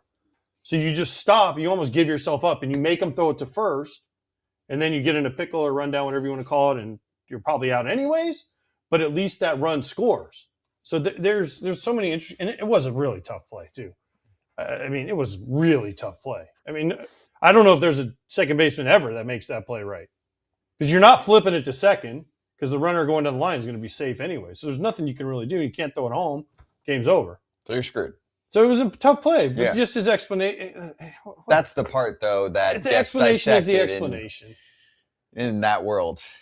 I know. I just but I think it's what Kratz said. I think it's New York. They're trying to make a bigger deal out of it than what it should be. Of course, but why not just say? And Mark in the chat and Mark in our Slack said, if the ball is hit to me, what am I doing? That's fine and dandy until the ball is hit to you, and then all thoughts. You've been there, Kratz. I'm sure there's been a time where you're thinking, oh, if this happens, I'm ready, and then it happens, and you're like, wait, what? And you just, I don't even know what happened. You black out or whatever. So. I don't know. I mean, listen, no one's blaming the media on this one. He said he knew the rule. He didn't really know the rule. Whatever. We want to be honest. They're honest, then they get in trouble. Well, because then people say, well, why doesn't he know that rule? Is the coaching staff making sure he knows the rule? That's taking it too far. But that's what happens. I know. That's why it gets taken too far. And that's why then players hate the media. And coaches just don't like the media. It's not just, you know what? I would say this is less media and more fans. Okay, either one. Fans see a comment like that and they get mad. If Jazz was hitting 400 with 5 homers and 20 RBIs, he can do whatever he wants. But he's not. And then he had the one the other day. Remember the lackadaisical one where he kind of took his time and the guy beat it at first. And so it's kind of now fans are like, oh, he doesn't care. Remember Robbie Cano? He doesn't care. Robbie Cano was pretty good. Yeah. I mean, before. Here's the deal. Jazz is off to a slow start. The Yankees lost 5 in a row. Jazz talks a lot, which is great. I encourage that. Jazz is playing in New York. You're going to have more of a microscope on you. So when you say something like that, it is going to make headlines. Can I also say this? I will go back to this. I was in Giants Baltimore on Saturday, right? Mm-hmm. Who's the manager of the Giants? Tony Vitello. Who gets more heat than Tony Vitello? Nobody right now. Nobody. I'm telling you what. Listen, I don't know if he's going to work out as a manager. I don't know if he knows what he's doing, but he has a great conversation. Oh, he is entertaining. An awesome conversation. Yes. And he'll tell you straight up, and he'll say things, and he kind of is a little quirky, which is fine. But he is a great conversation, and that's what we want. We want people that are great conversations. Now, does he always say the right thing? No. Does anyone always say the right thing? No. But he'll give you a quote, and he'll say something, and he'll answer your question. That's a fair response. When you talk that much and you're not doing the BS that so many others do, yes, you're going to say things. And if people are looking for stuff to get you on, I'll tell you what. Okay, so I don't know if I'm allowed to. I don't really care. Vitello last week, what did he get in trouble for? They had a camera on him. He goes, "Oh, we have the worst bat boy." Oh yeah, we didn't right. Get and to then that. He said, "F me." Mm-hmm. Okay, so that came up in our conversation. It was the media guy standing there, the Giants PR guy. And it didn't come up like, I just asked him, I was like, hey, Tennessee's not very good this year. Have you watched them? Just trying to, at the end, he knows I'm a Florida fan. We've had this conversation. So he said, honestly, I haven't watched much. He said, I really am off social media. I'm trying to stay off social media because I know how it's going. And then he looks at the PR guy and he's sitting there and he's talking. He's just kind of like this. And he looks at the PR and goes, didn't something happen with the ball boy the other day? And I was with Kevin Kugler, and we both were like, wait, what? He was like, you didn't see that? And he goes, oh, where you called the ball boy slow? And he goes, yeah, because he said he was so slow, and our pitcher was standing out there waiting. And I said, well, Tony, just remember, like, you're the manager now. The camera is always on you. So next time, just cover your mouth and say it, right? Mm-hmm. And he's like, I know. He goes, but what they said, I said that he was the slowest bat boy. Not the worst. He goes, so they got even because we were like, oh, this is what happened. He goes, well, that's not what I said. He was the slowest. He said, as a pitcher, you want your pitcher to get into a rhythm. And he's like, he's got to stand out there for a long time, waiting for the guy who's chasing the ball. He's like, that's what I was mad about. He's like, I don't know the ball boy at all. He's just like, I was just like, I want my pitcher in a rhythm. I have zero issue with that whole No, thing I don't either. year. But I was last week. I thought that was funny to me that that was what he brought up. And then he said, what happened? And I was like, you didn't know about this? Like, this kind of was a thing for a couple of days. That's what I thought was great. That is great. And yeah, sorry that he's telling it like it is a little bit more and he's less guarded about what he says. He's hilarious to talk to. I mean, what do you want? He's very personable. I know why recruits wanted to go play for him. Yeah. I want him to do, I want him, not like I don't want him to do well. I want to see how he'll do because it's fascinating. We've talked about this from day one. It's fascinating. And it's a good comp because Jazz actually talks more than any other Yankee. Oh, and he says stuff more than any other Yankee. And he's feeding it, and he has become a very well-known guy, right? He's the same guy that he was in Miami in terms of how much talking he does. He used to talk like this in Miami. It's just you have a much bigger crowd listening to you now. Agreed. Way different. I can't wait. It's going to be the gift that keeps on giving for us when he signs his free agent deal next year or this offseason. That'll be – because wherever he goes, they're bringing you in to be who you are. And I think right now he's under the blanket of the Yankees that kind of subdues some personality. So we're seeing this much personality. I can't wait till we see it outside of New York. True. Let's see where he signs. He thinks he's worth a lot, and we'll see how he does the rest of the year. But thanks for the content, Jazz.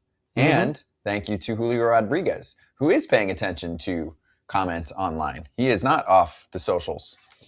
So he had a better weekend. He had a very slow start to the year. Shocker, that always happens. And then he picks it up. He pays attention to his process, keeps with it, and the results eventually come around. He wasn't showing much power, extra base hits, all that kind of deal, right? So what was it? 61 plate appearances beginning of the season without exiting the batter's box beyond first base until a double down the left field line in the first inning of Saturday's game. Had the big hit in that game later on, too, to tie it, and a great win for the Mariners, who had a really successful weekend against the Astros. Let's fast forward to comments from him that also regard his bat speed being down. He said, "I've seen so many things online, man. People just talk so much. It's hilarious. The funniest thing I saw, honestly, was about the bat speed.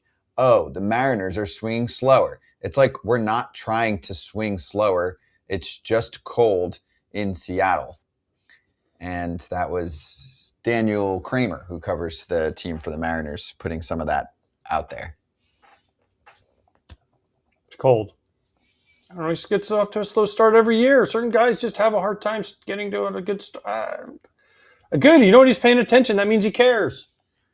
Right? And he's also saying, hey, I'm tired of hearing it. You guys know I get off to a slow start every year. Just look at my numbers in September and we'll be fine. We also have a new-ish stat that is telling us some interesting things and also is causing a mirage in other cases. Don't quote me on all of this. I am not the expert, but I'm pretty sure I have read that cold weather usually slows down these bat speed metrics. So take a breath before you measure all. Well, everyone's down. Bichette's down. Alonso's down. Julio's down. Now this guy's down. Kratz. They're all down. They're all done. This is their final season. Enjoy them while you can. No, in all seriousness, it's a helpful tool. It might tell us some things about some players. There are some that say, well, once you see bat speed, like it really doesn't take long to normalize. But that clearly doesn't look like the case here. Then you see others saying, oh, wait, but it's cold weather, and that means the bat speeds are lower. So which one is it? To me, it means I think we should wait. All these guys are cooked. They're all cooked. Julio Rodriguez every year has been cooked for the last few years. Go check his stats at the end of the year. He's like a 7-win player. Yeah, so why hasn't anybody talked about Chandler Simpson's bat speed? Why hasn't anybody talked about Luis Roberts' bat speed? Like, it's tired narrative when people are cherry picking things this early in the season that, what's Marcell Ozuna hitting? Oh, he's hitting 070. Let's check his bat speed. See, there it is. Metrics will never lie. No, like there's different things going on. There's a lot going on. And because we can measure this, it doesn't mean that's the end all be all. Like, Luis Gil, his average fastball velocity is down by 1 mile per hour. Like, yeah, you can look at it, but if he has success, do we care? If he doesn't have success, is that the end all be all of why he's not doing as well as he should be? Like, it's just another metric. It's something. The hitters will let you know what your stuff is doing. The pitchers will let you know if your bat speed is too slow. Like, you're getting blown away, then your bat speed is too slow. I don't care if it's down from last year or up from last year. Take a breath. For 15 games. Touch some grass. Not even 10. We're not even 10% of the way through. Take a breath. Everyone has a bad 15 games somewhere in this season. Some guys are having really good 15 games. And by the way, why do the Rays not like Chandler Simpson hitting leadoff? I know as a catcher, if I had that guy hitting leadoff, I would be freaking out every game. Please don't let this guy get on first. Please don't let this guy get on first. Please don't let this guy get on first, because then he's going to steal second. He's probably going to steal third, and I'm already 2 stolen bases in the hole before we even get started, and we could be down 1-0. Why do the Rays not want him to hit leadoff? Pitchers. He's hitting Pitchers 411. need to throw. Pitchers need to throw more pitches in the zone to be able to give you a chance to throw them out. They need to throw fastballs. A breaking ball gets to the plate pretty much around the same time. It's not that, but they can't be bouncing them. You can't work around your 2, 3, 4 hitters anymore because there's a guy on base that's creating tons of havoc just in your mind as a catcher, in your mind as a pitcher. I mean, Chandler Simpson's got 7 bags already this year. He's hitting 400. His on-base percentage is pretty much the same as his batting average, but maybe the Rays don't think he's that good. Maybe they think he's just hot right now. Hold up. He let off 2 of the last 3 games here over the weekend. And I mean, he was a force this weekend against the Yankees. He was a pest. He's really fun to watch. We'll get back to him. Actually, let's get to his former teammate joining us now.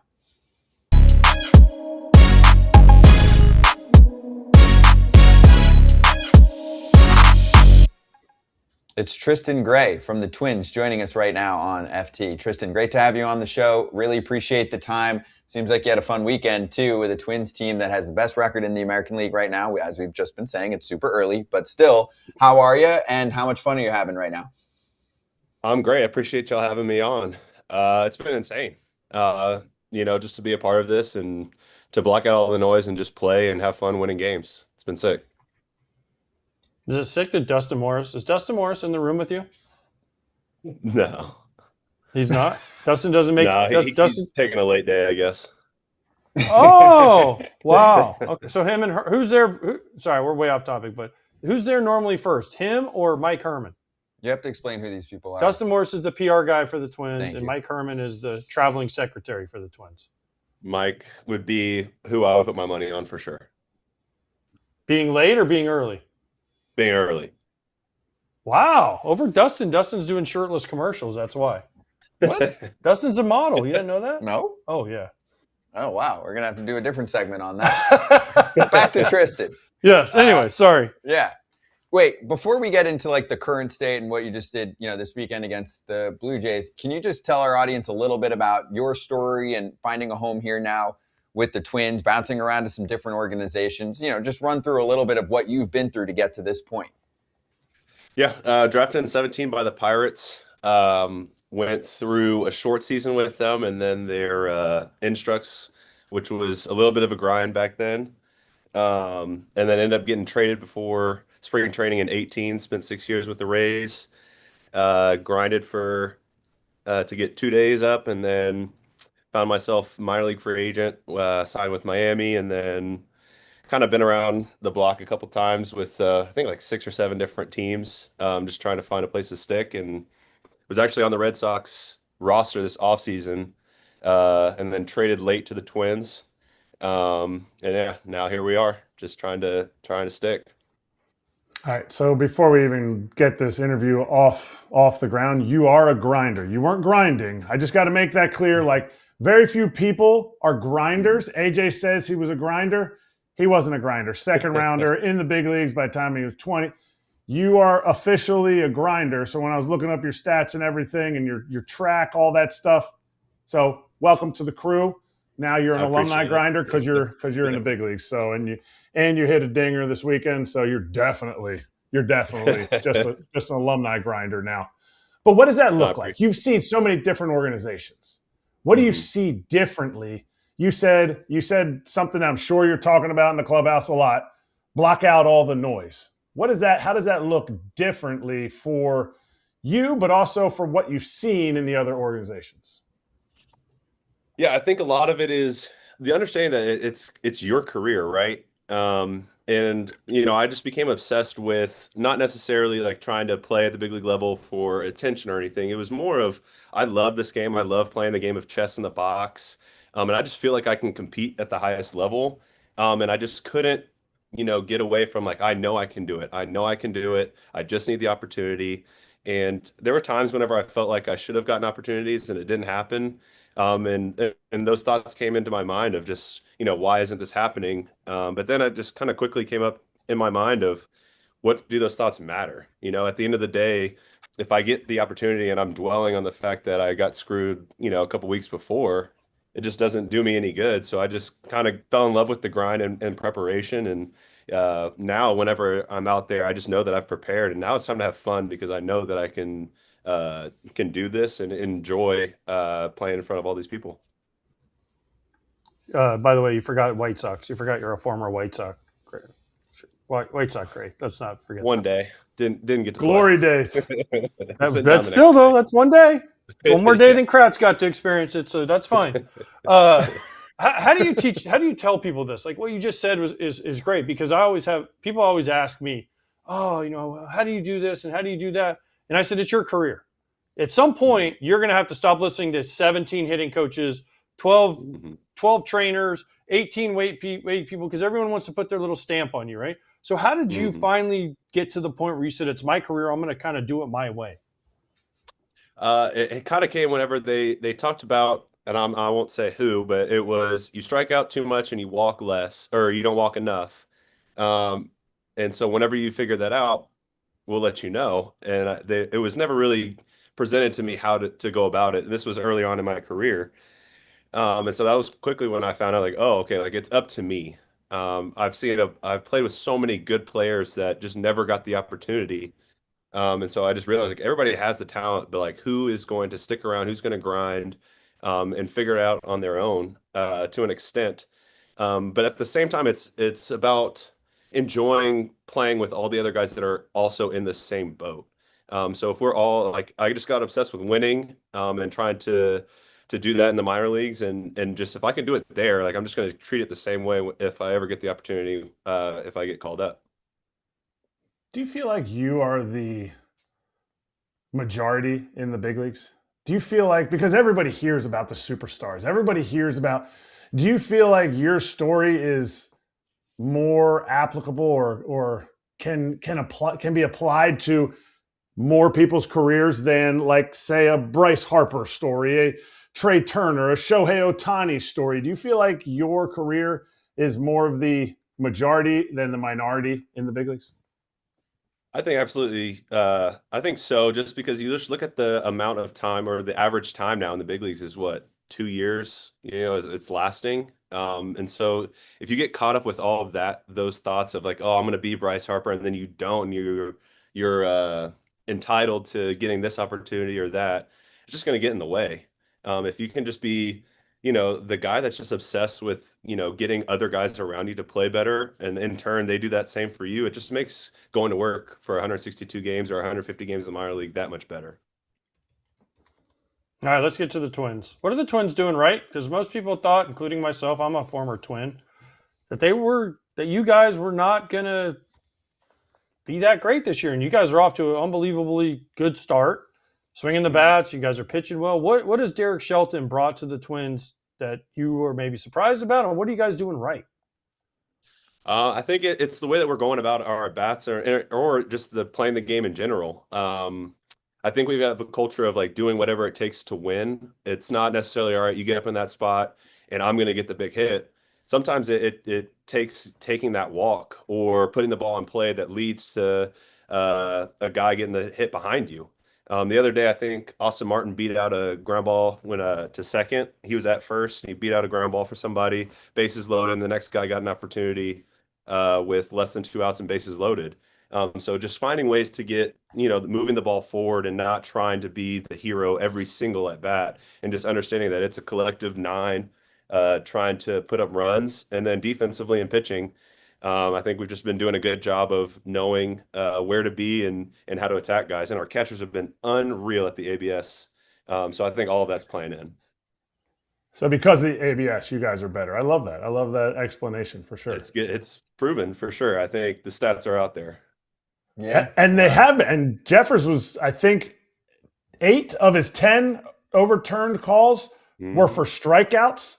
Did you guys hear, or have you guys talked about that? Like how big of the spot it needs to be? Or is it just one of those things that Jeffers is like, yeah, well, this is a big spot, I'm going to use it because they're wrong? I think it's not so much of, it's more of just trusting that you understand the zone. They know if it's a little close. I mean, they just have an understanding of the game. Catchers are that way. And I think it's not being scared. It's just knowing and trusting. And whenever people have gotten it wrong, no one has said a word or been mad about anything. It's just like, all right, we're out, whatever, let's just keep playing. So it's one of our focuses of just being confident and also not holding too much weight on it if you get it wrong. All right. We were talking about tired narratives before, and I watched a couple of your games this year, and around the league, everybody's like, oh, well, this team's struggling because it's cold, or this. I watched a couple of y'all's games. Y'all have played in an absolute frozen tundra. Does it affect teams the same way, or do you feel like it's a mindset? Because I saw you're playing in a game where the other team announcer was saying, wow, it's so cold out there, and then you guys just kept scoring run after run, hitting a dinger, scoring run after run. I think it definitely can affect you if you allow it. I definitely think it's a mentality. But I mean, before the games, we're all talking about it, complaining about it, but we're also in there lathering up with Vaseline, just finding tricks or ways to not allow the weather to affect you. Okay, so then what is the craziest thing you've seen? Because you said you're lathering up with Vaseline. For everybody who hasn't played, you put Vaseline on it. It will keep you warmer, but you're still cold. But what's the craziest thing you've seen somebody do to try to stay warm? And has anybody burned their socks on the industrial heater that's usually at the end of the dugout? I've seen some Red Hot be put in some places that probably doesn't normally go. I haven't tried that one, but I've heard it works. And then Amar got talking to one of our hitting coaches a little too close to that the heater, and his pant leg caught on fire.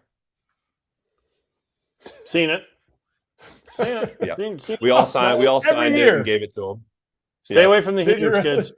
Dangerous. So this all leads me to my next question, Tristan. I love Target Field and I love the Twins. Go Twins.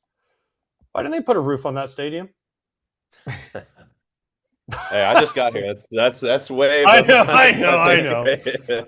You know why? They had to pay Mike Herman's salary. That's why they couldn't afford to put a roof on the stadium. That's why. Well, would you rather it be that or his former team, the Rays, with the Trop? At least the Trop, it's not cold, and they know they're going to play. It's a little prettier in Minnesota. It is. I love Target. Target Field's one of my favorite places. The fans are on top of you. Yes. You feel like the fans are sitting on you. And it's awesome. You saw it for the playoffs a few years ago. Weren't you on that series? Yeah. It's great. Target Field's one of the best places to play, to be, and they've done a great job in there. Mm-hmm. So I have a question while we're on the Rays for a moment, because you played with Chandler Simpson, right? Mm-hmm.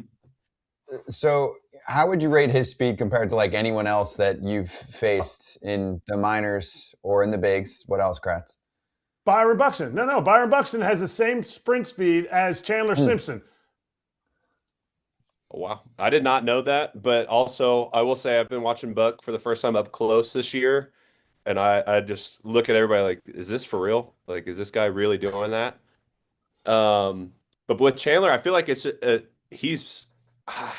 just seems a little bit, I don't know if it's maybe because he's smaller in stature, but man, Chandler flies, and he loves it. And that's the way that he plays, and you know it. With the fake bunts or putting it actually down, I think he's definitely fastest in the league. Do you feel like, I don't want to say there's a chip on his shoulder, but he's the kind of player that's like more, quote, old school these days, where, he might slap some hits. I know he's hitting the ball harder this year, but still, it just kind of felt like he was up against the industry based on his hitting profile. So I'm just curious, as someone who was also told, hey, you have to do this, not that, what did you observe with someone like Chandler, who I think 15 years ago would have been all the talk, and now it's like, oh, well, he doesn't swing the bat fast enough, he doesn't hit the ball hard enough. And then meanwhile, I just watched him take on the Yankees this weekend and just run circles around them. Yeah, I think it's been awesome to see him stick to who he is. I think I've at least noticed it from his at-bats from this year to compared to last year. He's perfected being inside the baseball and just hitting those low liners. And I've talked to him about it. I've seen him work, and the guy grinds. He grinds at just being short to the baseball. and I think it's paying off. I mean, as soon as he puts it in play, the infield is very much aware that they cannot bobble the ball, and I think that plays a huge thing into his game. Tristan, do you know who's behind you on the photo? I don't. No.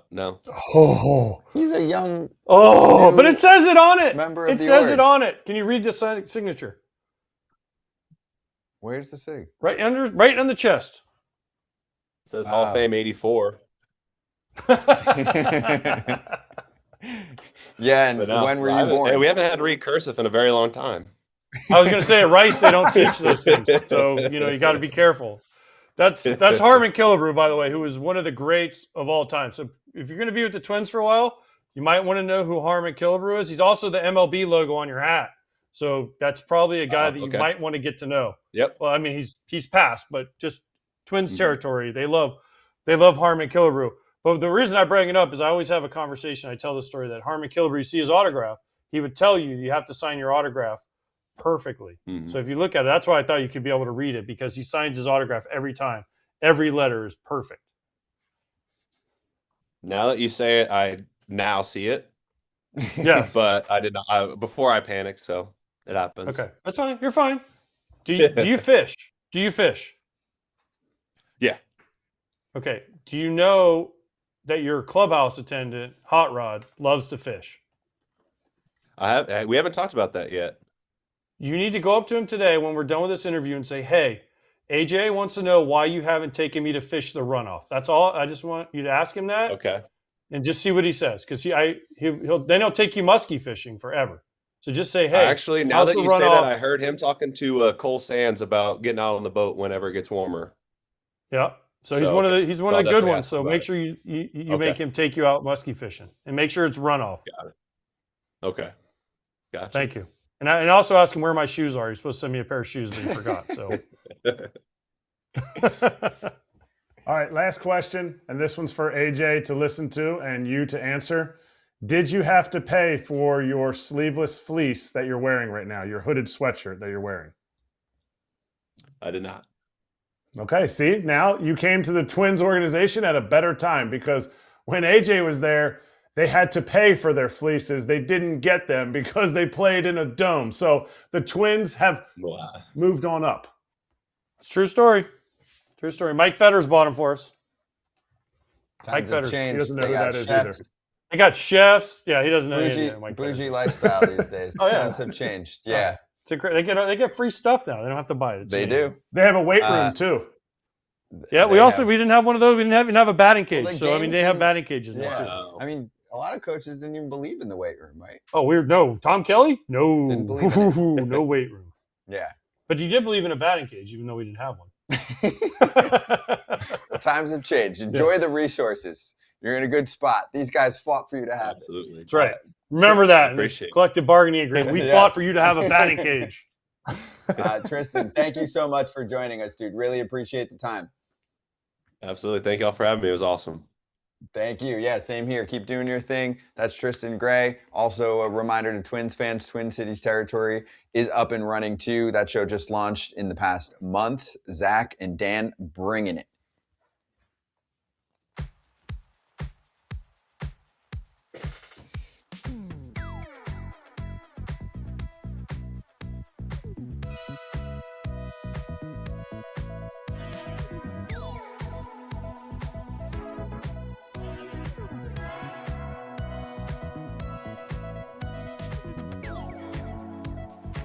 Go ahead. New Castellanos. First off, stand up. I'm just going to do it because you have way more years than me in the show. That's right, repeta. Hey, coming off first week of the season, Fernando, how do you feel the energy of the team is building as the season is progressing? Feel great. Una palabra nada más? Nice, that's how I would do it. How do you feel that the offense and the pitching staff are, working together and blending and picking each other up? You see how, the staff gives up some runs, the offense answers back, the offense doesn't. the pitching staff throws up some zeros. How do you feel like you guys are working together so far? 15 games or 16 games, however we've played during the season. Yeah, we're working together very good. I like it. I agree. Yeah, do you have anything else? No. This is an A+ interview. Great job. Thank you. All right, it's Castellanos. That's good. Nick Castellanos. It's hard, doing his by the way. Media audition. You know what's funny? It's hard to ask because when I was with the Cardinals, the cat asked Jim me to Hayes? do one. Huh? Jim Hayes, Hayes who's asked me part to of do, the FT network. Yeah. to do an interview with Matt Carpenter, Mm-hmm. and it's hard because you don't want to because you have a different relationship when you're on the team with the guy, and then a media member does. So it's hard because you know things that most people don't know, so you can't.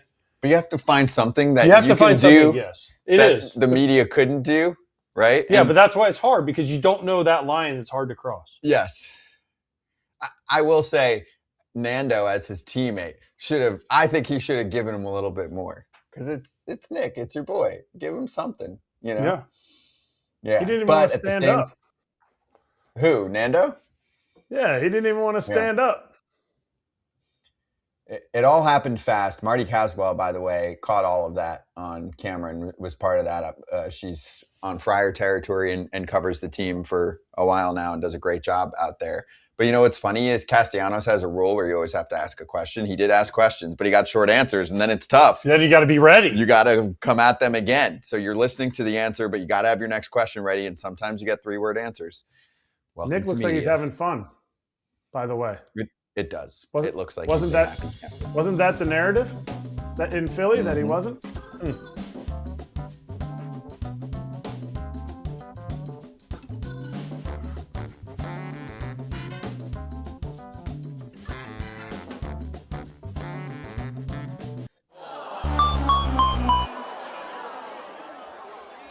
Injuries do suck. We're actually going to start on a somewhat high note. Spencer Strider beginning his rehab assignment on Thursday. It'll be 40 to 45 pitches. Walt Weiss said he does not expect Strider back this month.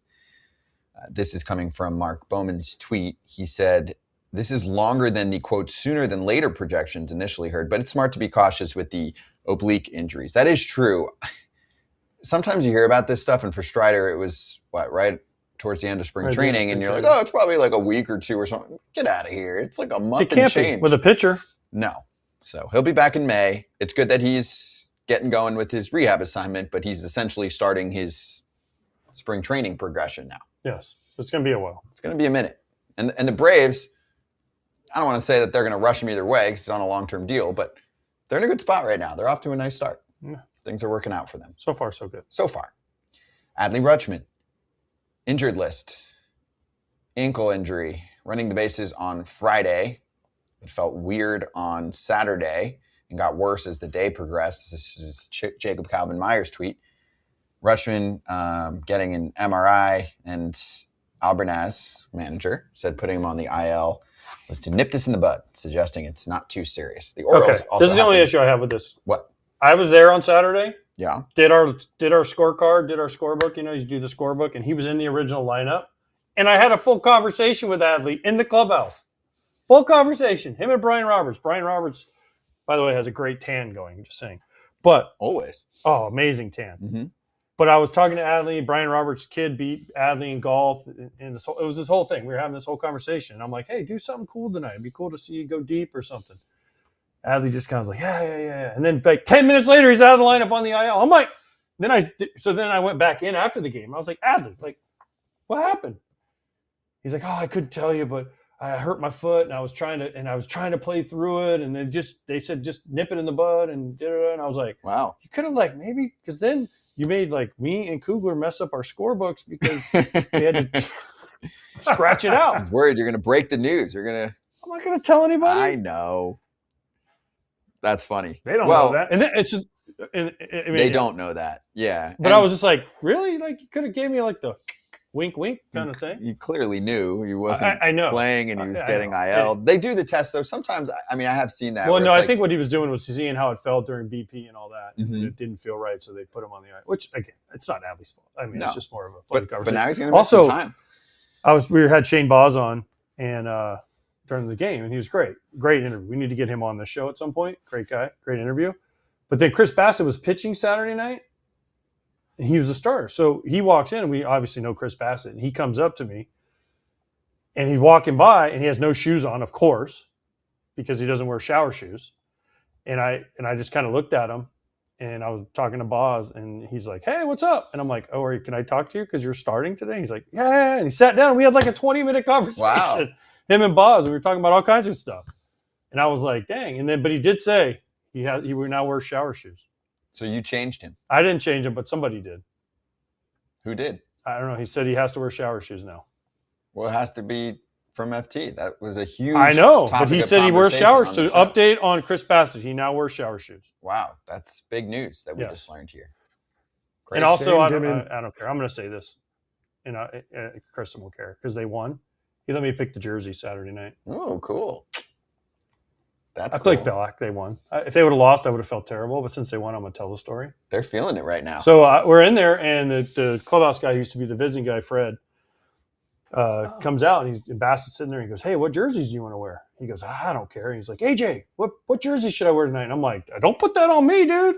And he goes, No, it's your pick tonight. And I said, "Well, wear the City Connects that you wore because I think they're kind of cool." And he goes, "No, we wore those last time we lost. I can't wear those." And I go, "What are my options?" He's like, black, orange, or white. And I said, "Well, not orange because orange is not a good look." He goes, "All right, black or white." I go, "Black. Let's go. Black tonight." And then they ended up winning. He pitched pretty well, and they won the game, and da-da-da-da. So, good job. Not saying I got them hot, but they won 2 in a row. Just like the shirt you're Although wearing they did now. wear white yesterday. I was checking. Oh, they went to white. Yeah. Because people don't know the starting pitcher picks the jersey, usually. Yes. Well, on not- most teams, right? Most In teams. most scenarios. Yes. And most teams, if they win, they wear them again. But sometimes they have to wear jerseys on well, certain yes, there are days. certain nights. But Yeah. also, like with the City Connects, the Rays, remember they went on that long winning streak and they just kept wearing them, and they were like, "We don't care, we're wearing them every night." And then the Royals wore theirs a bunch of days in a row because they threw 2 shutouts in a row, and they're like, "We're going to wear them again." The Red Sox did that at one point with the yellow With the jerseys. yellow, Mm-hmm. So, anyways. Not that anyone's superstitious or anything. No, nobody. Just A to little wrap it up on, just a little stitious. The Orioles do have Samuel Basayo, so that's one of the better backup catchers. He did hit a home I run know, yesterday, but he's struggling. He was struggling a little bit. He's going to get some everyday reps He is for now with Adley. a little time. I know. I felt bad for Adley because when I saw him after the game, I was like, "Dude, you've been banging." He's like, "I know, it sucks. Bad timing." It's like, "I know. Dang, dude, you were looking good." For anybody, and I know this isn't Samuel Basayo section of our show, but just remember what they said in The Hangover. He looks like a grown man, but he's a child. Like, just because Samuel Basayo is hitting the ball 450 feet, just because he's 6'5", he's behind a dish, more of an advanced position, he is still young. He is a child. So the things that he goes through in the game, he will be fine. Just let him continue to learn in the big leagues. It might, some growing pains, I get it, but let him continue to learn and make big league mistakes as a young player. He's 21 years old. Actually, today's his birthday. He's April 22? 13th. So Oh, no, I'm just kidding. Wait, yes, it is. No. Is I'm it or kidding isn't again. it, Scott? I saw April. I got confused. You got April Fools? A little. Well, it says as of April 13, blah, blah, blah. And then it says DOB August 13. Got my A's. That cursive is tough to read, guys. It's tough. I don't know the rules. He said we don't read much cursive these days. Oh, Tristan Gray. Yes. That's true. You don't read or write it much, right? They don't even teach it anymore in a lot of places. No. So anyway, Basayo's 21. He's very rich already. He signed that deal last year. But at the catcher position, there's a lot coming at you. One more on the injury suck front. The Astros are getting pummeled right now with injuries. So Javier is officially on the IL from the other day when we were talking about that. And then just during the show, Tetsuya Mai has the sore arm. He's officially placed on the IL. Jeremy Pena just went on the shelf with a grade 1 hamstring strain. It is just coming at them so fast. That's what happens. You got to have depth. Got to have the depth. Got They a lot have of depth. lost, what is it, 7 in a row? I think it's 7. They've already had a 5 and a 7 gamer, a 5-game win streak and a 7-game losing skid. That's actually like pretty difficult to do this early in the season, that they've had both of those. So Houston's going through it. Will they be okay? I don't know. Not if they're out for a while. No. And then lastly, Gabriel Moreno likely headed for an injury list stint. We learned that over the weekend. I don't think we got the official news yet on it, but he's hurt. He's probably going to miss some time. Del Castillo had a big knock for them in their, 5-4 win over the Phillies yesterday. Good series. Good back and forth between the Diamondbacks and the Phillies. McCann did too. Who did? McCann did. I mean, he McCann started did too. scoring off against the weird opener pop that the Phillies did. You got Andrew Painter going, and Pop opened the game. Anyway. Well, Painter was really sick apparently. Growing up, dehydrated, all this stuff. He was pretty sick, and then I saw him post game be like, if I didn't pitch, someone probably gets sent down for eating innings. He's trying to do I tried to get myself going. I remember seeing the live tweeting. They're like, Painter not ready for the start, but he's going to try and come in the middle. So I give him credit. It sounded like he was pretty sick, and he still gave them a little bit. Yeah. But anyway, Phillies lost. They had a bad weekend. They lost 2 out of 3, right, Kratz? Yeah, that was Friday and Sunday. Yeah. I mean, Painter still give him 5 innings. Not like he went out there and did 5 innings, 3 hits. No, that's what I'm saying. 7 punchies, 7 tickets punch. So, I mean, in many cases, cases, he struggled. When you're not ready for the start, teams will just scratch you. Be like, he's sick, he's young, we'll pitch him tomorrow or something. He was like, no, I don't want someone to get sent down. All right, let's step aside. We'll come back with Slap, something funny.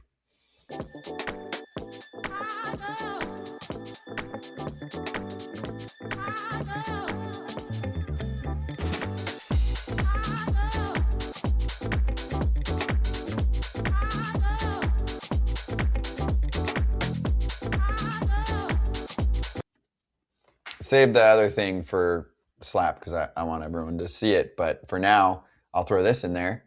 Craig Kimbrel back up in the bigs.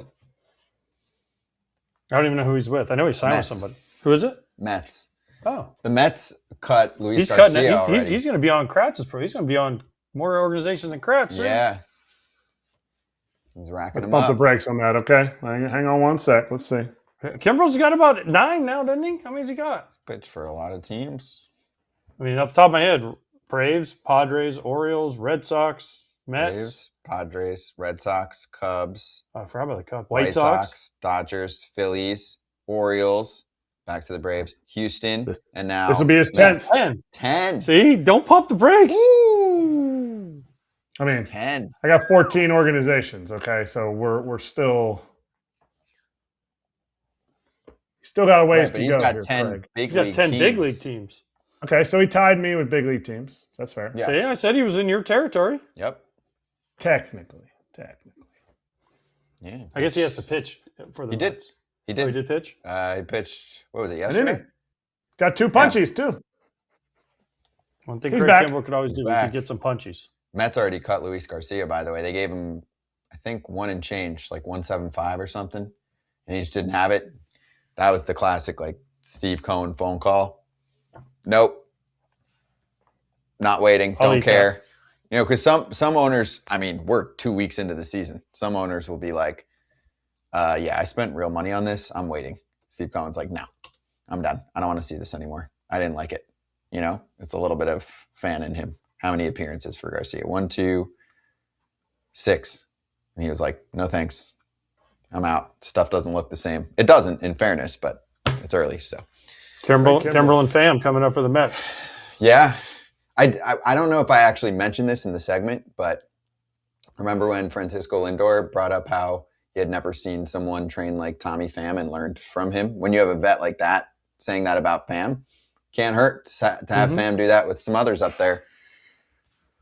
Yeah, Tommy is interesting. He'll mix it up, but he'll tell it to you straight. He's going to come up and be like, you're not doing that right. I mean, the Mets look pretty weird on defense as expected right now too. Guys out of position. That's not nothing, Run prevention. You can't just plug everyone everywhere all the time. What? No. They send you a glove and you can play that position, Scott. Come on. No, I learned that on this show. Nope. Baseball's hard. Nope. Easy game.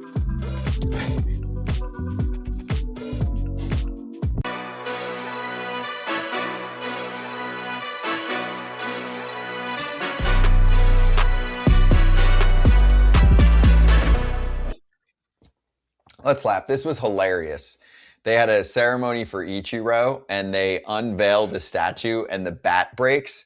And then the Mariners Twitter account, like in seconds, was putting up some funny line. I forgot what it was about it. So props to the whole situation playing out that way. I think Ichiro also said that Mariano Rivera broke it. Yeah. It was good Friday content. And we just got to it since it was after our show. It's awesome. Oh, there it is from the Mariners. They go breaking. We've updated tonight's Ichiro replica statue giveaway, and they showed a mini version of the broken bat. Like, that's A+. That deserves the whatever it is at this point. I think stuff happens. 4 or 5 million views on Twitter. Stuff My happens. favorite. No, I think it's funny to make light of it. Like, it's a statue. Like, they'll fix it. They can fix it. Yeah. My favorite was the guy came up. Somebody responded to the video. The guy came up and like fixed it, and he was just like, doop. And they were like, wow, this guy should be employed by the Mariners. He needs to fix their bats in their lineup, too, if it's that easy. I mean, yes. there was a lot of good ones. There were, yeah. Insert jokes, since the Mariners hadn't been swinging the bats well. And then, of course, they meet up with the Astros and take the first 3 in the series. Some in the chat were asking why there's an afternoon game today. It's a getaway day on a Monday. It's the wraparound. Yeah. They don't have as many of those by the nowadays. way, before we get off the air, do we give congratulations to Erik Kratz? Oh, yes. For being named that Yankee, and everyone's like, who's this guy? Did you get a lot of texts? I did. I got texts during the game from different people that are Yankees fans that are my buddies. And they were like, I had no idea who it was. And then I got put on threads, and they're like, I don't know who that is. And then obviously later in the game when they unveil it, they were like, what? This was you? You were such a loser. I was like, yeah, cool. I feel kind of famous. Yeah, you were very famous over the weekend. And I know this creates extra work, but occasionally, free idea, if they get some, like Kratz would have texted them like a 5-second video, like, it's me. I think it would have added a I totally would have done it. Podcast. Yeah, I know that's a lot of work, but Dodgers territory coming up next, by the way. So if you're watching us on TV, that show is on YouTube. So make sure you check it out. It is live at 3 Eastern. Otherwise, if you're online with us, stay with us. We're still going.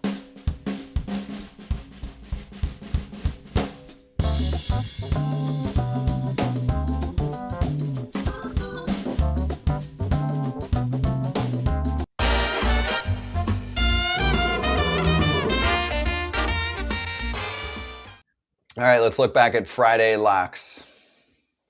AJ, do you want to read the board? Only Scott won. Apparently, the rest of these guys suck. How was it? Did you see Pap's parlay? It's a lot of Milwaukee's. Yeah. He didn't get the memo that the Nats are going to sweep them. Yeah, the Brewers lost, so that blew up most of what was going on there. Yeah, I'm back on track, so getting close. AJ's off to a roaring start, so we'll let him lead the charge here with tonight's picks. I'm going a little bit off my normal board here. I'm going under. I'm taking an under on strikeouts tonight for Crochet. 7.5. I'm going under because the Twins don't really strike out a ton. They're actually kind of in the top half of not striking out, and I think they'll battle. And it's cold up there in Minnesota, so they want to get him out of the game early. And then I'm going. I forgot the other one now. I completely another strikeout prop, right? It was another strikeout prop, but it was an over strikeout. It was Gavin Williams, big rig. He's got to get 5. And that gets me to plus 141. So, not a big one, but it's going to look good. You said Crochet's was what? 7.5. I'm going under. So I always like to look like where's he been so far this year? 8, 7, 7. Yeah. And it's cold in Minnesota. Yes. And we had Tristan Gray on, who might play, and he might put the ball in play. Mm-hmm. Real quick, before we get to everyone else's picks, this is your chance to just say good job, Chriselle, last night. Oh, Chriselle. Man, that was sick last night. It was it's fun to watch. Chriselle, this old gray beard out there chucking at 120 pounds, throwing 99.4 miles an hour. Pretty good. Really good. I can't wait to get invited to Cooperstown, Chris, for your induction. Thank you. I'll be there. 10-6 Braves, first place. Like AJ was the only one that played in his debut. Like he was the only one that was out there. Most so he has to be invited. Most important. That was the most important. I mean, his locker was next to me. What else do you want, Kratz? He couldn't get out of Chicago fast enough. And it probably was because of you. They couldn't wait to get him out of Chicago to win his World Series in Boston. That's right. Close out the World Series. Because you know who was struggling back then? Kimbrel. Craig Kimbrel. He punched Machado's ticket at the end and made him fall down. Yes. Yep. Uh-huh. Sword. Okay. Pap's up. What's up, FT Nation? It's your boy Parlay Pap coming to you on this beautiful Monday. I am going with a 2-game parlay today. I'm going Paul Skeens and the Pirates in the money line. And I'm also taking the Guardians in the money line against the Nationals. Hell, if the Boston Red Sox can beat up on the Cardinals like they did, surely the Guardians can. That's going to put us at plus 166, and we're putting 300 on it. Let's get that cheese, baby. Woo, 300 on it. All right, Pap. Big one on the line tonight. Kratz? Pap thought Todd was on, so that's why he went bigger than he normally does. Todd challenged him. No, I'm actually going. Gonna be the same. I'm going the over with Crochet because he is facing the Twins, and the Twins are 6th worst in the league in strikeouts. So I'm not sure what stat AJ was looking at, but based on how I'm doing this year, that he's probably going to go under that. But I'm going 7. Okay, and then I got Nathan Eovaldi's going over 6. He's facing the Sacramento A's, and they strike out the most per game. True. And by the way, you're right. I read it wrong. So, whatever. I read it wrong. I read it the wrong way. I thought they were 24th in strikeouts, meaning least amount of strikeouts, but 24th means the most. So, yeah. Well, Crochet's had 7 and 7 the last. Yeah. So all I need to do is get 7. If he gets 7, we both win. So we need him to get 7. That's what we're looking for. That's what we're looking for the boys. Garrett, we need a 7 spot. There you go. I need offense in LA. Mets had a really rough weekend. We'll see if they pick it up. They usually actually play up to the competition with the Dodgers. I just remember some of my favorite games last year were Mets-Dodgers. Take that for what it is, but I think the offense bounces back a little bit tonight against Justin Robleski. Mets hit left-handed pitching pretty well so far this year. Dodgers hit everything well, including lefties. David Peterson coming off a couple clunkers. So I just think there'll be enough offense in this one to push it over that 9 number, 105 to win 100. And BetMGM players will receive an any sport parlay boost token. To use that token, add a parlay wager made up of any sport wagers to your bet slip. So you can take a little hockey, a little basketball. I know playoffs all happening there.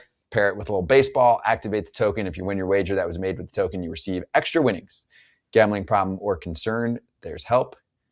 Call 1-800-GAMBLER. We can finish with this. Kratz hats, and then I have something for AJ on the way out.